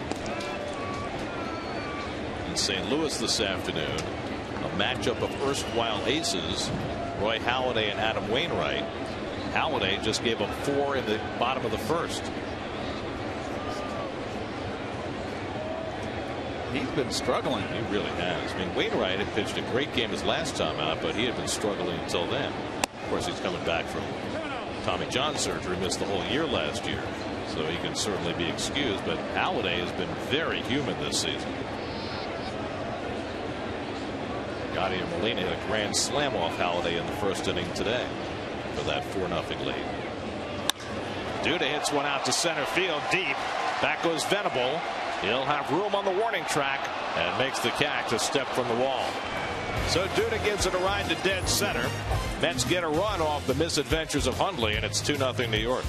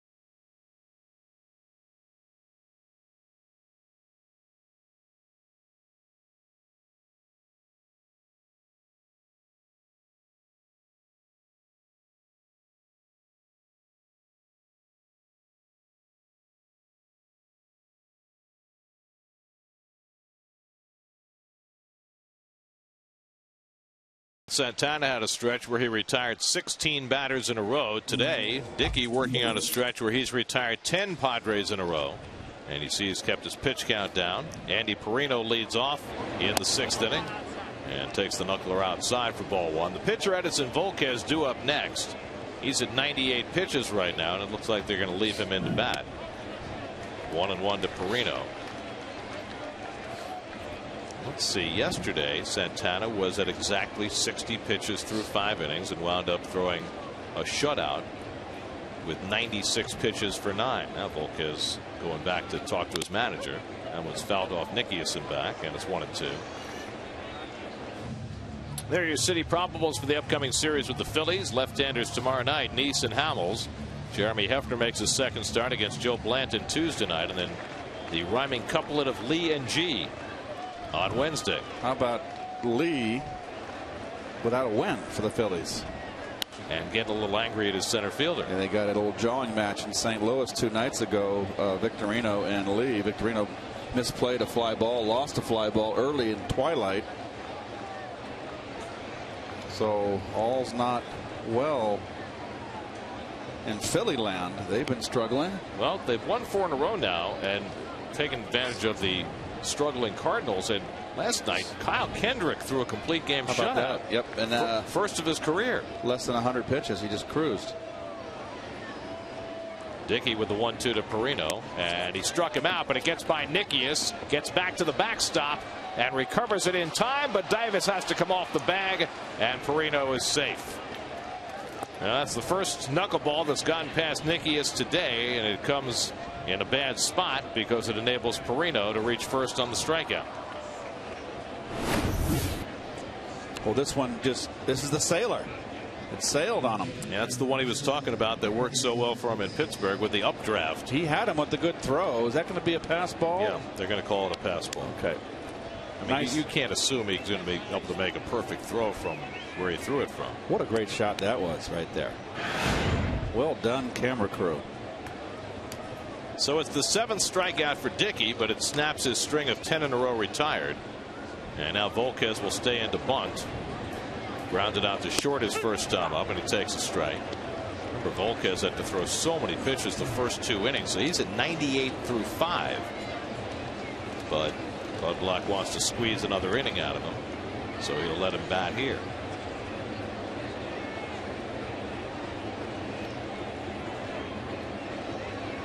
Hard to bunt a knuckleball. And that's a foul ball. The home plate umpire never signaled fair or foul. That is shades of the '69 World Series right there, is it not, Gare? So it is a fair ball. And Nickius throws out Volquez, and it goes to sacrifice. But Nickius had to go through Volquez. It's an Ed Armbrister play. Yes. Yep. He has a right to run to first, does he not? Well, no, as soon as that ball's in play, he's got to get out of the fielder's way if it's a fair ball. But and he kicked it, so he's out right there. He's in the box, though. Is it in fair territory? Can we run that back, guys? He looked like he was in fair territory, didn't he? Let's see. In any event, the out is made on Volquez. They didn't send the runner back to first, so he was not ruled out for running foul. into the batted ball. Ball's foul. That should have been a foul ball. He kicked it in foul territory. He kicked it in foul territory. I mean, either he's out for kicking it in fair territory, in which case the runner would have to go back to first, or it's a foul ball, in which case he should still be at bat. It's a foul ball if he's in the batter's box, yes. And he was. Right. But what I'm saying is, if he kicked it and he was called out for kicking it, the runner would be back at first base, and they obviously didn't rule that. That ball's foul. Well, if he kicked it in foul territory, then the play's over. Or did Nickius kick it? So it's a foul ball. Well, if Nickius kicked it, it's not a foul ball. Nice play, Ike. Davis makes the play on Venable for the second out. Let's watch that one more time. Perino goes over to third on the play. This is the perfect Mercedes-Benz super slow here. Okay, there's the ball. It's foul right there in that bounce. Yeah, you're right. It hit Nickius. Hit him on the shin guard. And hit him in foul territory. Well, they must have ruled that Nickius kicked it in fair territory, yes, because that's why the home plate umpire Tim Cheetah said it was a fair ball. So we figured that out. Okay. Next. So a sacrifice for Volquez, the ground out by Venable, runner at third with 2 out, and now Everett Cabrera. And Cabrera takes the knuckleball down for ball 1. So it's the first time all day that the Padres have had a runner in scoring position, as they try and snap a string of 22 straight innings without a run. No, I have a question for you. Dickey came into this inning with 10 in a row. He struck out the leadoff batter, but he reached base at a pass ball, so that's the end of his streak. End of the streak. I mean, if you throw a perfect game, but a guy reaches on a strikeout pass ball, no perfect game. Same as an error or anything else. Ooh. And that just missed. Fastball from Dickey, one of the few he's thrown today. He gave up a hit on a fastball to Hundley back in the second. One of the 2 hits he's allowed today. Now behind on Cabrera, 3-0. And Cabrera taking all the way, backing out of the batter's box. Don't know what he's thinking there. RBI situation. Oh, well, it's 3-0. Sorry. I thought it was 2-0. Yonder Alonso on deck. See if he throws another fastball. He does, and Cabrera fouls it off. So Dickey does not want to linger in this inning. He's going to make sure. And against Cabrera, who has struck out twice today. And they've really got Cabrera shaded to the opposite field in the outfield. Extreme. Now Dickey's worked it back to 3-2. Goes to the knuckleball, gets a pop-up in foul ground. Nickius runs out of room. Got a tough sun feel today, don't you? You see Nickius shielding his eyes. It's a hazy sunshine. Sometimes, you tell me if I'm wrong, sometimes it's even harder than a clear sky. Yep. Nothing worse than that sun. Dealing with that sun. The worst that comes to mind with that Denver at Coors Field early in the season when that sun sets down the third base line. That's terrible for first baseman. Yep. Taking throws. Swing and a miss, and Dickey strikes out Cabrera to end the inning. 8 strikeouts for R.A. Dickey. Third time he's gotten Cabrera, and he strands a runner at third. So the Mets' scoreless inning streak continues. That's 23 straight for Met pitchers. 2-0 New York.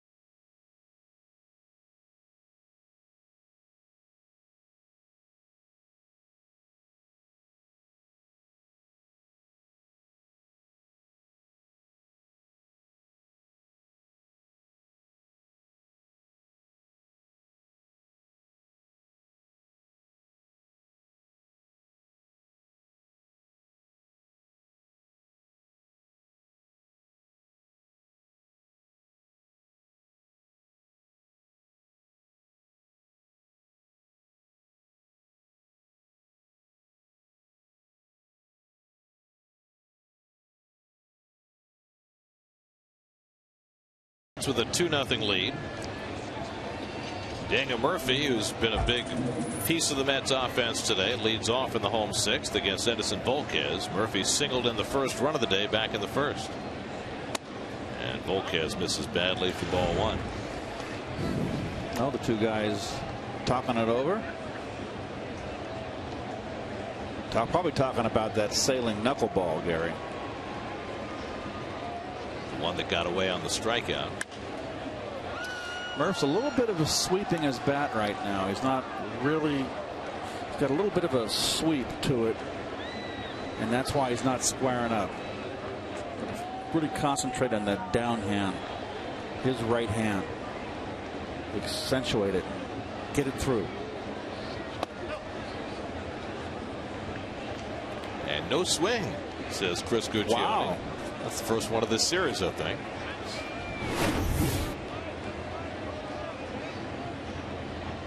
And correctly so. 2-1 to Murphy with Ike Davis on deck. And he slashes one down to third, and Headley's got it. And Murphy retired one away. Let's check in with the studio. Jonas Schwartz is standing by with a New York State Smokers Quit Line game break.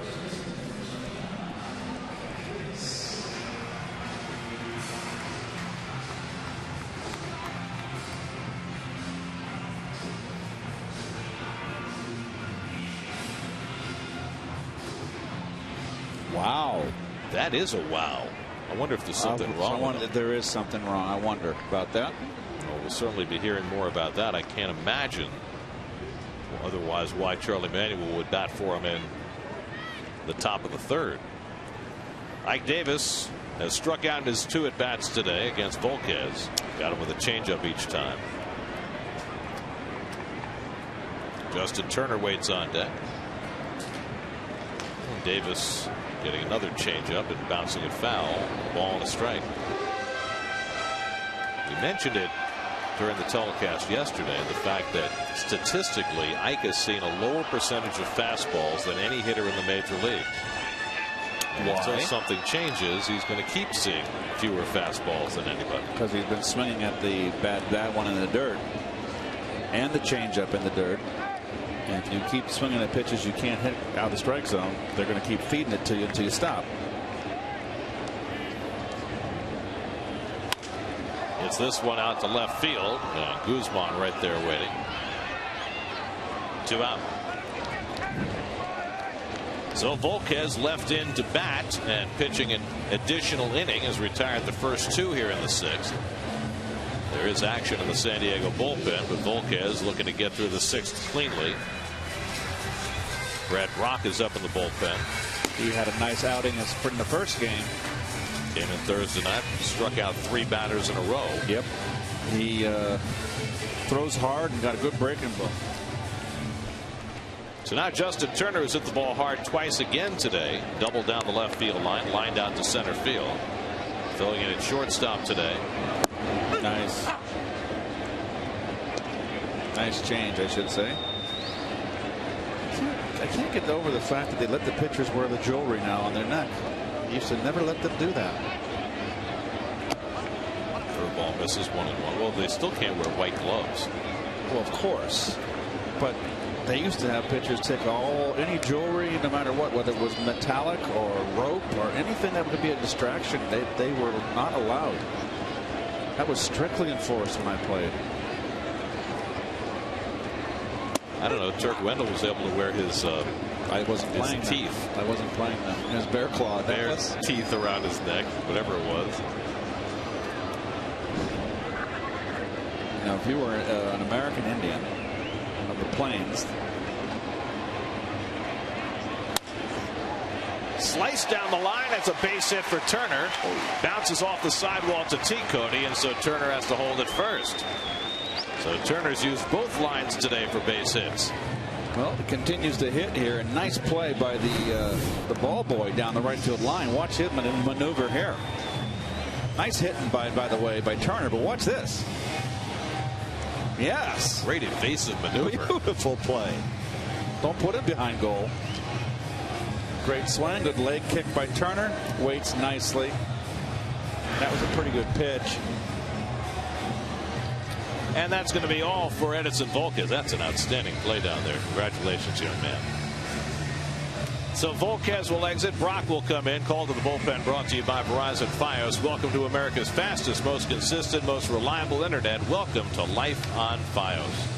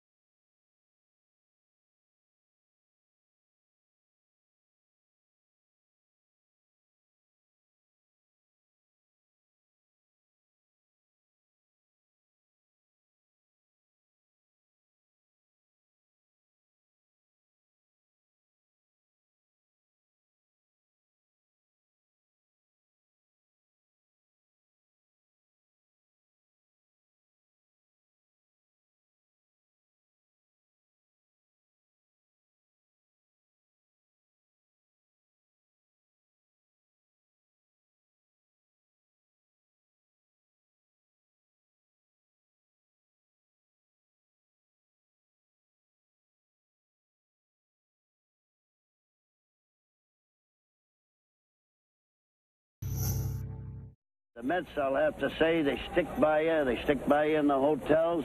They're on the streets. They're carrying placards. They're going through the place.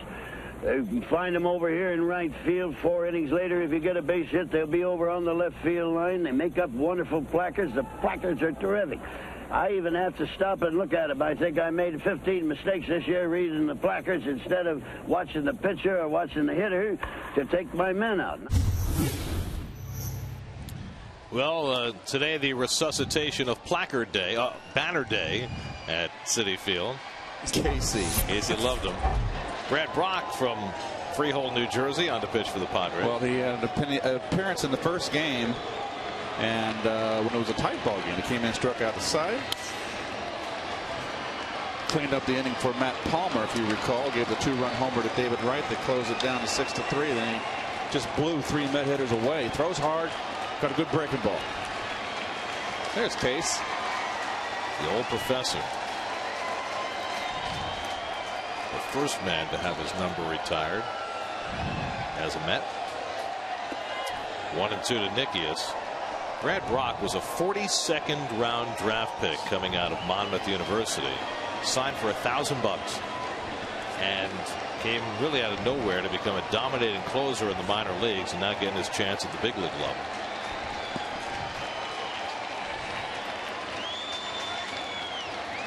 Saved 34 games in the minors last year, 41 the year before.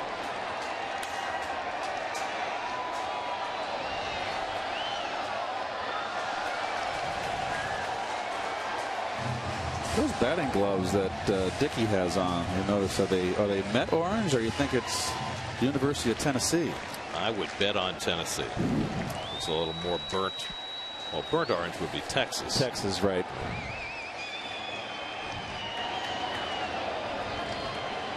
1-2 from Brock, and Nikias fouls off the breaking ball. There's a hanger right there. The Padres have a Vol presence as well, right? Didn't Chase Headley go to Tennessee? He's a Vol.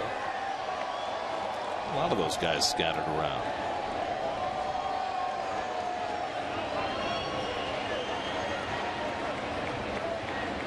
Of course, we had the Tennessee reunion when we were in Denver. Yep. Todd Helton and Peyton Manning joining R.A. Dickey for a little reconnaissance and photo op.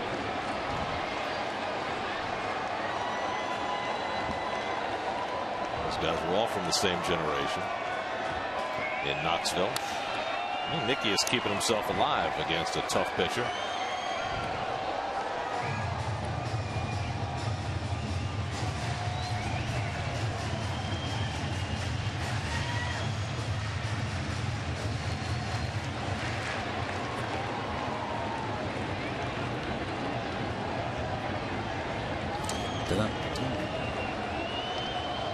Seventh pitch of the at bat from Brock to Nikias, and he lines one to third, and the ex-Vol grabs it to end the inning.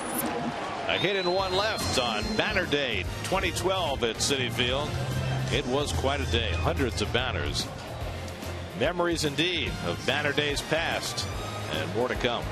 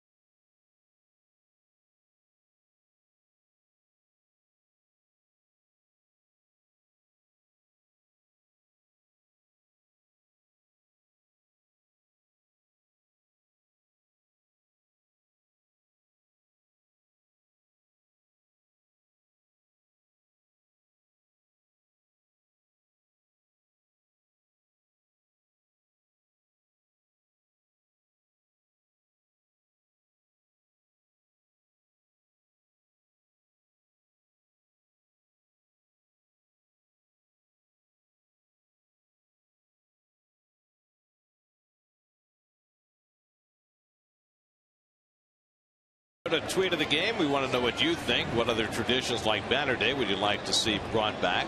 Tweet us at SNYTV, hashtag SNY Mets, and we'll check back later in the game and see what you said. Yonder Alonso leads off the 7th against R.A. Dickey, who's working on a 2-hit shutout. I saw one of the banners today actually had a suggestion on that score. One that I'm sure is not going to be followed, but brought back memories. The banner said, "Bring back Metal the Mule." You remember Metal the Mule? Vaguely. In the late 70s, it was maybe for 1 year, maybe for 2. The Mets actually had a mascot named Metal, M-E-T-T-L-E, who was a mule, a live mule who lived out beyond the right center field fence, kind of under the scoreboard at Shea Stadium. That didn't last all that long. Of course, you had Charlie Finley with the Oakland A's, who had his mule out there. I forget the name of that mule. I think it was Charlie O. was the name of the mule, named after Charles O. Finley, the owner of the A's. Grounded down to first, a foul ball. Of course, Metal was not the only live mascot the Mets ever had. All the way back in the early days of the Mets, they had a dog named Homer. Homer the dog, who they tried to teach to run around the bases. Never quite got it. Didn't happen. But then again, neither did the 62 Mets.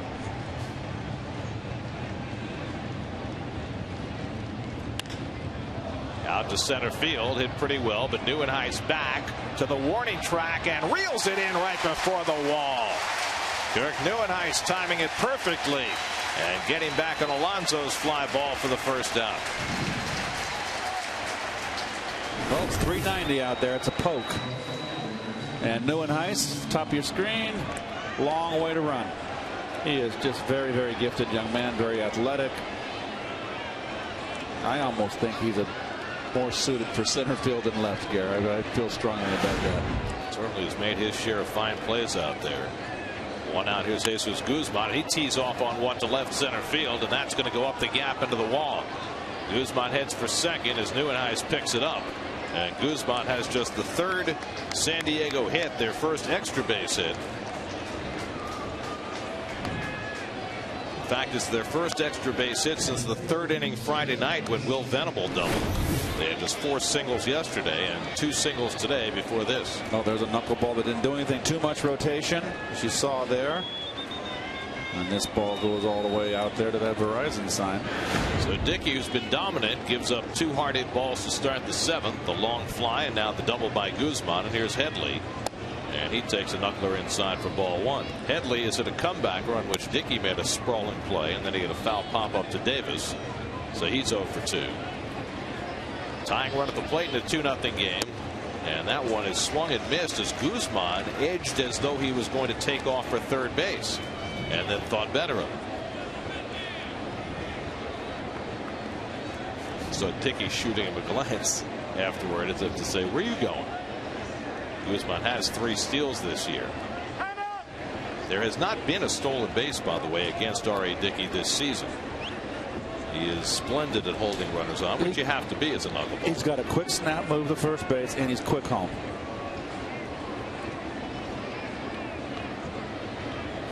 And Headley fouls one at the plate. It's 1-2.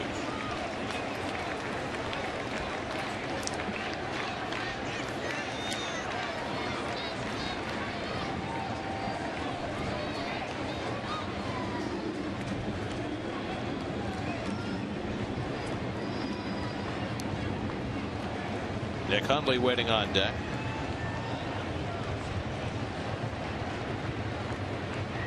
Now Dickey's 1-2 to Headley, and he slashes it foul. Dickey has struck out 8. He fanned 11 in his last start in Pittsburgh, a career high. Yesterday, Johan Santana struck out 7 in his complete game effort. No Met has had back-to-back double-figure strikeout games since Pedro Martinez. There goes Guzman. The throw to third by Nickias, right on the money, and he got him. Jeez. Well, Guzman was bound and determined to try to steal third, but Nickias got him with a strike for the second out. I have a different take on it. He was bound and determined to get thrown out with his club down 2-0. Amazing. Lou Brockey's not. First time he's been caught this year in 4 tries. And Nicky's throwing a strike and right makes the tag. Wow, that is just. It's hard to believe.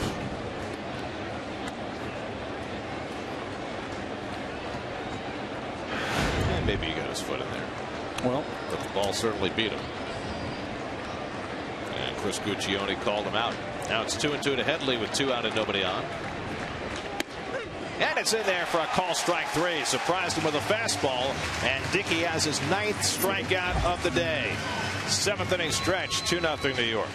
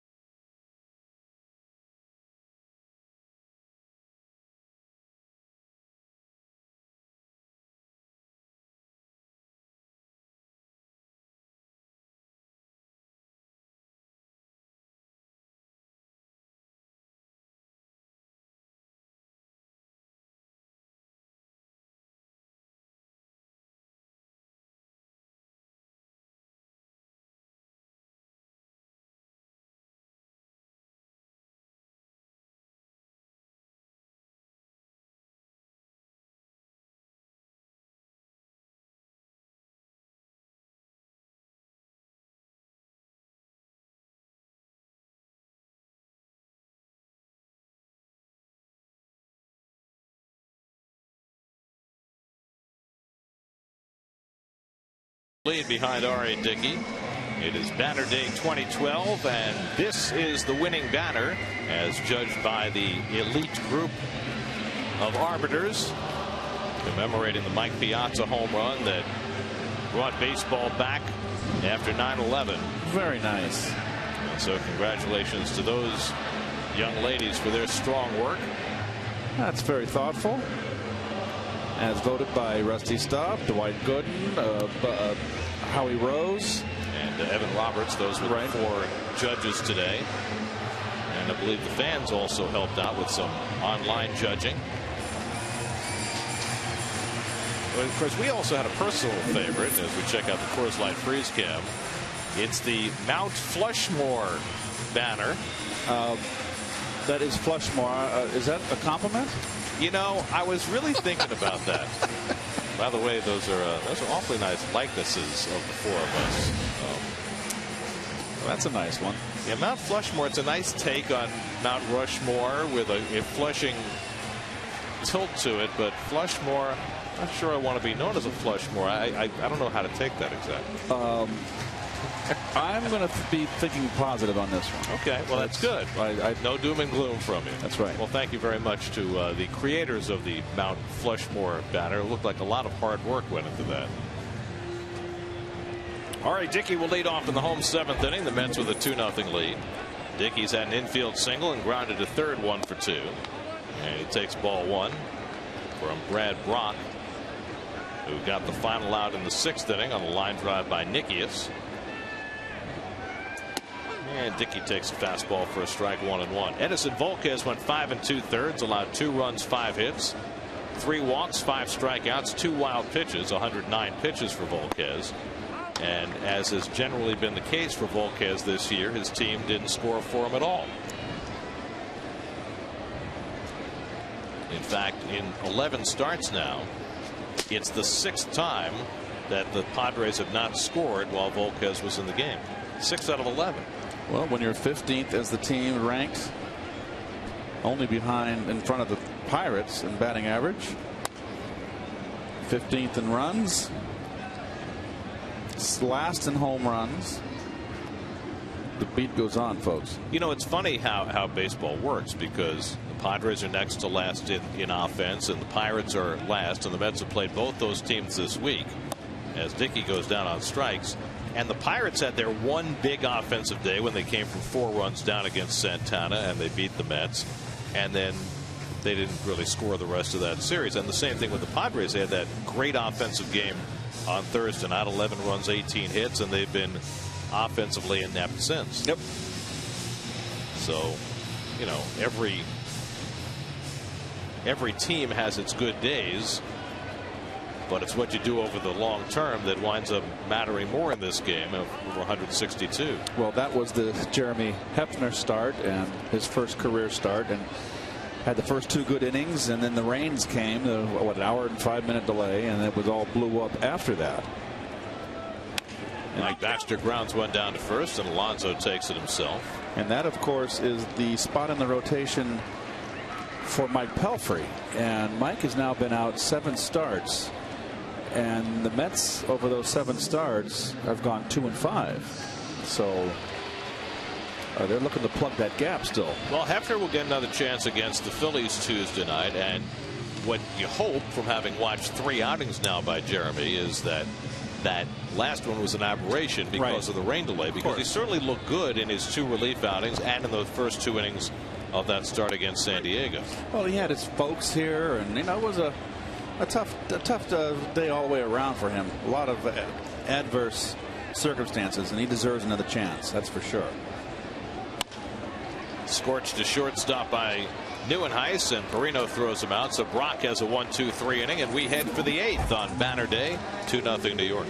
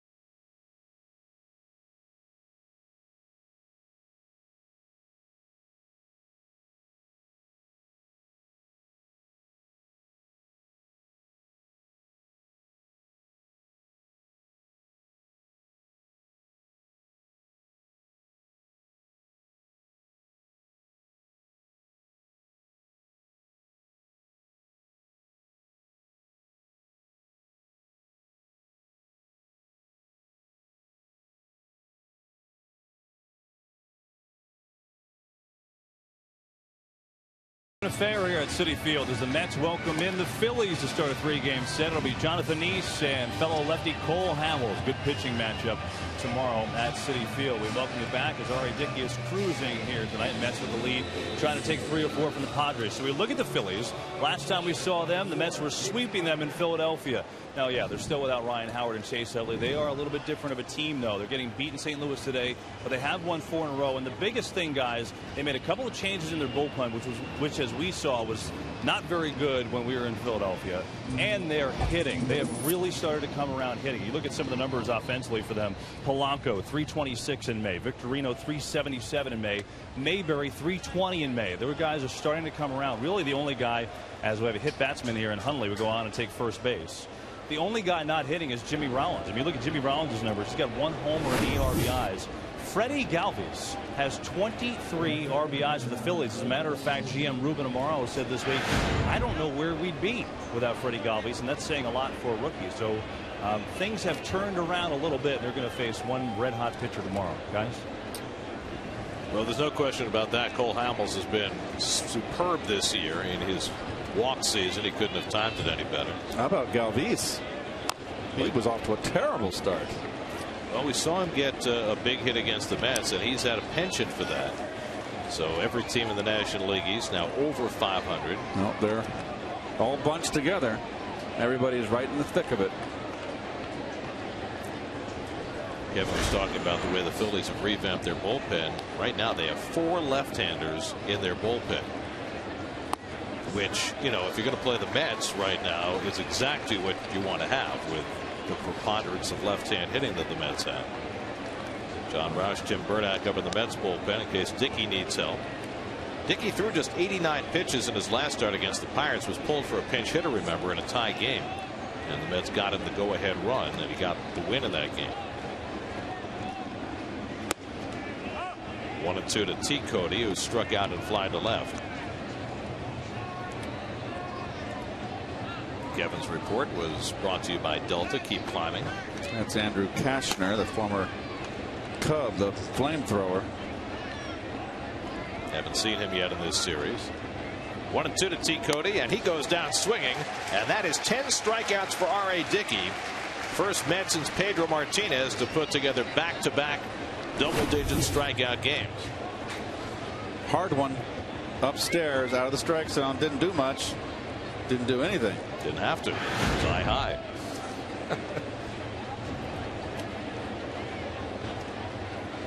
So 1 out and 1 on.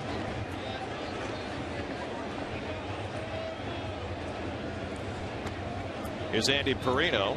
Now he's going to lead for a pinch hitter, and Chris Denorfia is going to bat for him. So Denorfia batting for Perino. Denorfia started the game yesterday in right field, went 0 for 4. He's been getting most of the playing time against lefties this year, but a pinch hitting assignment here against the knuckleballer. Have fun. Really tough work. So Hundley at first after being hit by a pitch, 1 out, and Denorfia, the pinch hitter, takes a knuckleball just out of the strike zone. Alexi Amarista has come out on deck to bat for the pitcher, as the Padres try and find some way to score a run. They've gone 24 innings without one. Too high, and Dickey behind 2-0. R.A. has not walked a batter today. Santana didn't walk a batter yesterday. Last walk by a Met pitcher was Tim Burdack in the 8th inning Friday night. He walked Will Venable. And a knuckleball on 2-0 for a strike.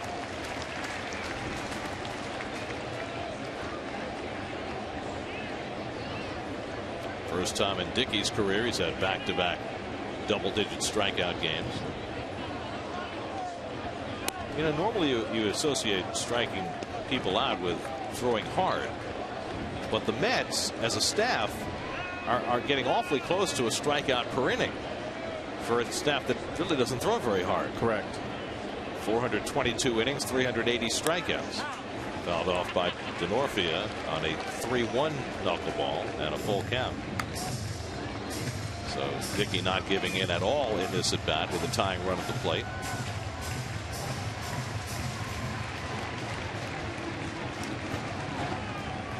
Hundley at first and 1 out, 3-2 to Denorfia, not running, and it's low ball 4, and Dickey issues his first walk of the day. And so the Padres have the tying runs on base. Alexi Amarista coming up to pinch hit. Terry Collins on his way out to the mound. He's got a lefty and a righty available in the bullpen, and the way he's trotting, he may not be taking R.A. out of the game. He's going to have a chat, that's all. He's going to say, come on, finish this inning. How do you feel? You know that Dickey doesn't want to come out. Okay, you got it. Get out of this mess. Nope, he's done. So Dickey apparently told him that he didn't quite have as much left as he'd like. And so R.A. comes out after 7 1/3.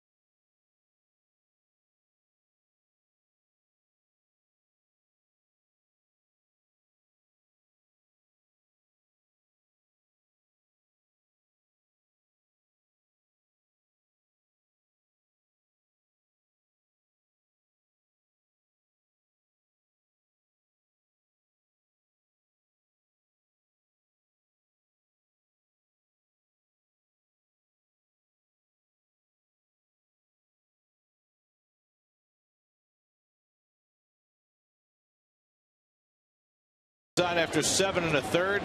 First time in his career he's put together back-to-back double-digit strikeout games, and now he'll leave it in the capable hands of Tim Burdack. Well, Burdack has been basically the only left-hander in this pen, and he has been solid. You see the 27 games, 13 innings. He's a left-handed specialist. Alexi Amarista, first man to face him, and he takes a slider out of the strike zone, ball 1. Now, the Padres are carrying 13 pitchers, so they only have a 4-man bench, and one of those 4, Cameron Maben, is out with a sprained wrist. So there are no options for Bud Black in terms of going to a right-hand hitter here. And the other guy's his backup catcher, John Baker. Can't be him. Also a left-hand hitter. Correct. And Amarista takes a slider for a strike, and it's 1-1. Amarista acquired in early May from the Angels. Just 5'7", and trying to do some damage here with the tying runs on base. Another left-hand hitter, Will Venable, waits on deck. And Amarista swings and misses at the slider, and it's 1-2. Burdack actually pitched a full inning his last outing. A rarity for him. He's been mostly one batter at a time in his heavily worked early season. Leads the league in stranding runners. And that one just off the plate. 2-2 to Amarista. I believe it just missed. Yep, good call. Didn't cheat at the home plate umpire. So a good strike zone today. Not the easiest of days for a home plate umpire working with a knuckleballer. Well, Cheetah's been there before. 2-2 from Burdack. Slider, and that one in the middle of the plate. He's thrown 2 hangers. Very fortunate you got a lefty up here that doesn't face left. Oh, that's right down the pipe.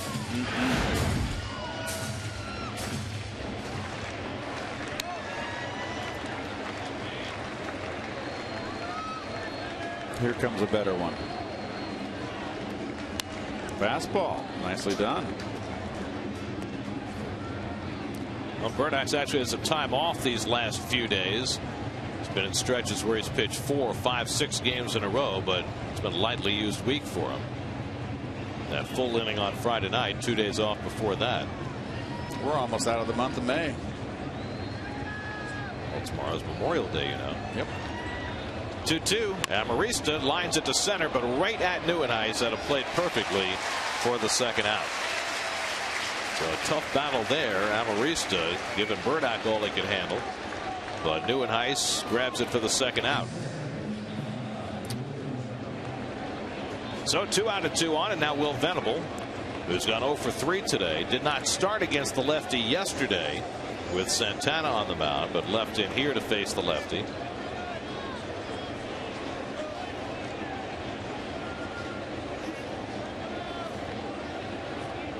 Venable hitting .214 against left-handers this year. John Roush available next. You got a switch hitter Cabrera on deck and another left-hand hitter Alonso behind him. So this is probably Burdach's inning to finish. And a slider for a strike to Venable. Padres have not scored since the first inning on Friday, when they scored on that sacrifice fly double play where Baxter made the great catch against the fence. And Venable swinging at the high slider. 0-2.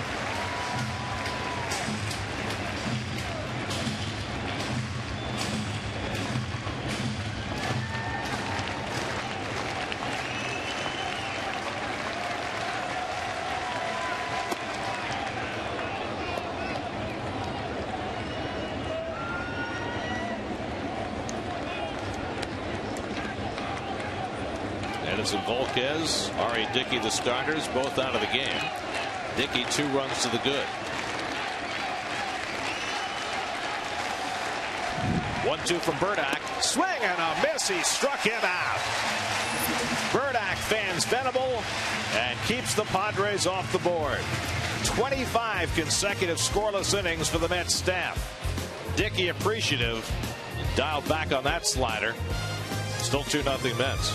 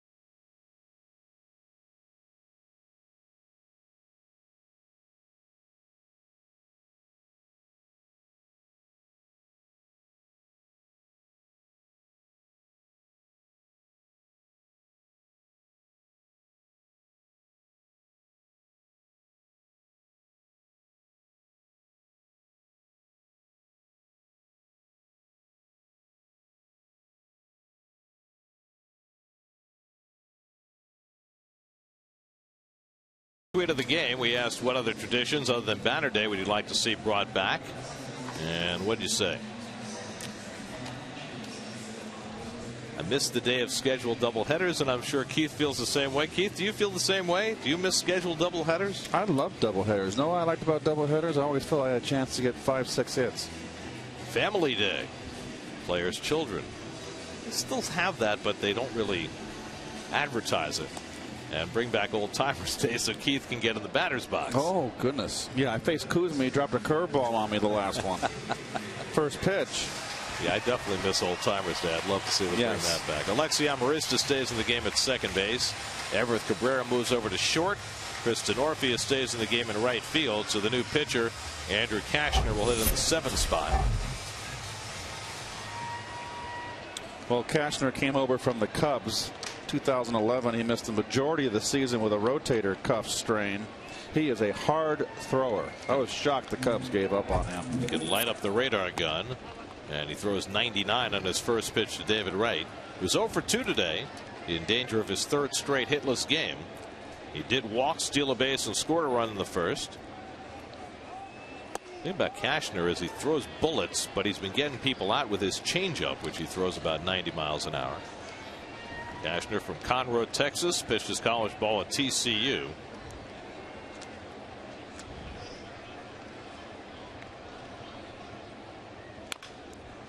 Padres gave up a pretty good prospect in Anthony Rizzo to get Kashner in that deal. Rizzo was expected to be the guy to replace Adrian Gonzalez at first base, but the Padres wound up trading him. And Wright is unable to catch up with that changeup, and it's 2-2.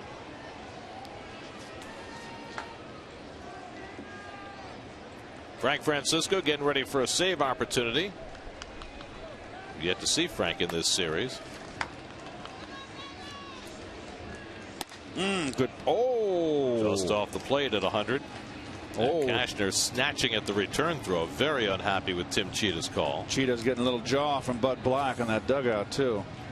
And that makes Andrew Kashner an unhappy Cholula flamethrower at 100. This is a pretty good pitch. No glove movement. So the 3-2, and he got him with the changeup. So Kashner strikes out right anyway. 1 out in the last of the 8th. New York Mets baseball on SNY is brought to you by Bud Light Lime. By Partners Executive Transportation, driving you around the world. And by Verizon Fios. Switch to Verizon Fios for America's fastest, most consistent, most reliable internet. So 1 out and nobody on. Now Lucas Duda, who was 0 for 2 and a walk. It went to the center field fences last time up. Oh boy. How can you trade an arm like this unless they know something we don't know? I mean, this kid has got a look at the motion, just a beautiful motion, and then effortlessly right out of the hand and just giddy up. Got a great pitcher's body, 6'6", 200 pounds.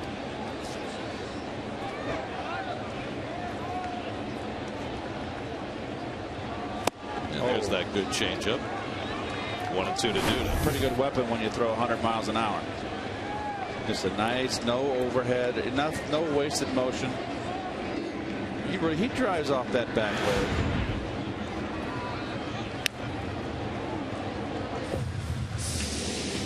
You can tell on TV the guys that have the extra special fastball with the life on it, and the center field camera doesn't lie.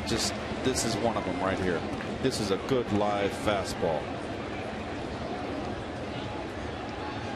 Now the 1-2 from Kashner, and Duda can't hold up on the changeup, and he's a strikeout victim. So Kashner cashes back-to-back strikeouts to start the bottom of the 8th. Kick off your summer at Citi Field Memorial Day as the Mets begin a 3-game series tomorrow afternoon with the Phillies. Visit Mets.com for tickets. Well, this is the young man right here. This Kashner, you got to go up there and gives you a fastball. You got to cover it. He's also got a pretty good slider. You got Duda with. Murphy has the only RBI in this game. He singled in a run with 2 out of the first. Mets got their other run on a pass ball. Daniel hit the ball good twice today. Excuse me. Mike Davis would be next. 100 miles an hour. Coming up tonight on Geico Sports Night at 10:30. Bart Scott talks. Allen Iverson quiet. And the Belmont Stakes. Triple Crown chance. Geico Sports Night tonight at 10:30. 1-2 to Murphy. Daniel really goes in that defensive mode with 2 strikes, and you do him a favor throwing him anything off speed or breaking. You just go after him. Especially if you got a 100-mile-an-hour fastball.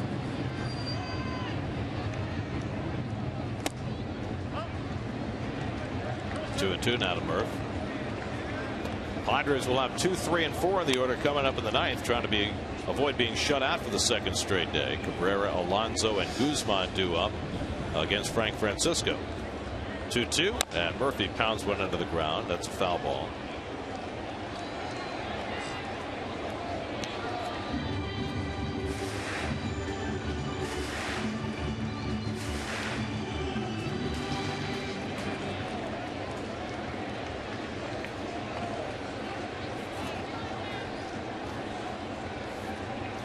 Cool shades day. A little big for her, aren't they? Still cool. Slap toward third, a foul ball. And tough with a nice 2-handed. There you go. Let's see if he gets a reaction from his counterpart over at first base. I don't believe so. Now he congratulated him the first time. Yes, well, it's because he made the boot yesterday or 2 days ago. Anything else would feel insincere. Here's the 2-2, and Murph takes that heater up high, 3-2. Boy, oh boy, this guy's got an arm.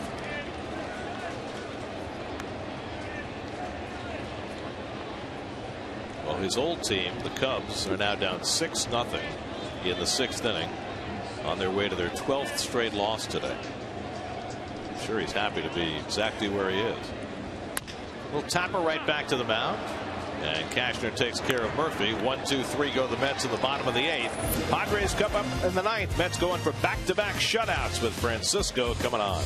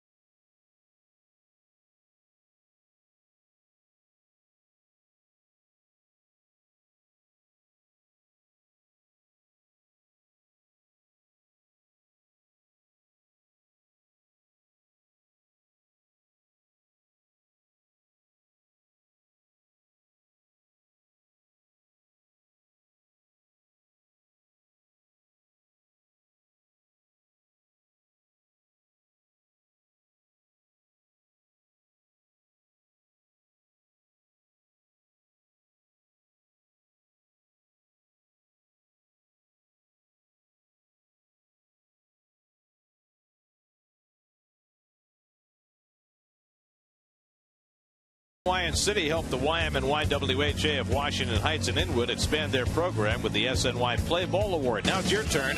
Help your youth baseball or softball league with a $5,000 grant. Apply for the SNY Play Ball Award presented by City at sny.tv/playball. Andres Torres in for defense. He'll play center field and bat ninth. Kirk Neuenhuis moves over to right.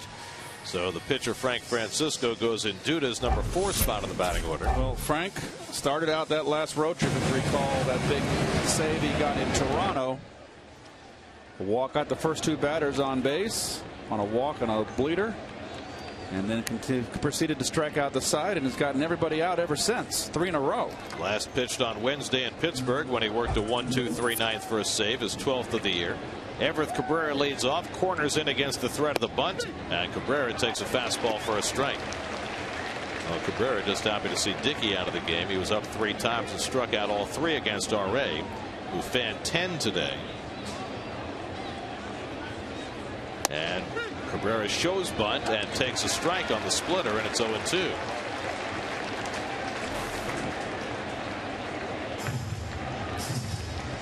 Yonder Alonso on deck, then Jesus Guzman in the top of the ninth. Mets have held the Padres scoreless for 25 consecutive innings. 0-2, and it's upstairs, a ball and 2 strikes. Padres began this road trip getting swept 3 games in St. Louis. The good news for San Diego, they move on to Wrigley Field to start a series tomorrow against the bumbling Cubs. Well, the bad news for the Mets is the Padres will leave in town. Yeah. Well, you can only play the bottom feeders for so long. The Mets will begin to play the better teams tomorrow when the Phillies come to town. 1-2 coming from Francisco, and Cabrera bounces the curveball down to first. Fair ball right into the bag for Davis. 1 out. 1 out in the ninth. Let's see what's coming up on WB Mason Postgame Live. Check in with Jonas Schwartz and Bobby Ojeda.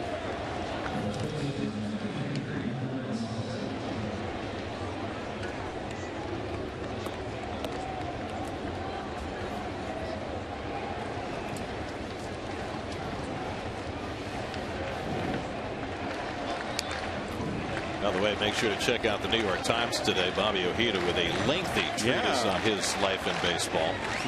My brother called me this morning when I was driving in. Alonso drives one deep toward right center, but overcomes Torres to grab it for the out. Ball not hit as well as it sounded off the bat. And quickly, Francisco has the first 2 outs in the ninth. So Francisco continues to make it look easy since that harrowing trip to Toronto. Well, what Frank has to do is he throws hard and he tends to make a fat pitch with the fastball. I like his breaking ball. I like his splitter. He's got to make sure he locates that fastball.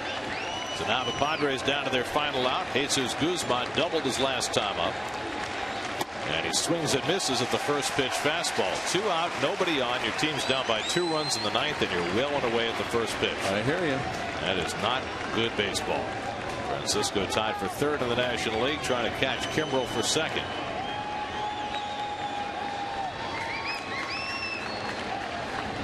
And Guzman takes the splitter low, a ball and a strike. Tim Burdock got the only 2 batters he faced in the 8th. Francisco has retired his first 2 in the ninth. Chase Headley hoping for a turn.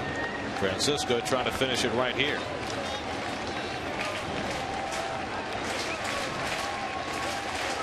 1-1 to Guzman. And a fly ball hit to right. Nieuwenhuis is right there waiting. And the ball game is over. Another easy save for Francisco as he sets him down 1-2-3 to save it for R.A. Dickey, who gets his 7th victory of the season. And the Mets have back-to-back shutouts for the first time since May 18th and 19th of last year against the Nationals. They take 3 out of 4 from the Padres, and the pitching staff is not allowed to run in 26 straight innings. Well, you've got to take advantage of the bottom feeders, and the Mets have done that. Pittsburgh to end the road trip 2 out of 3.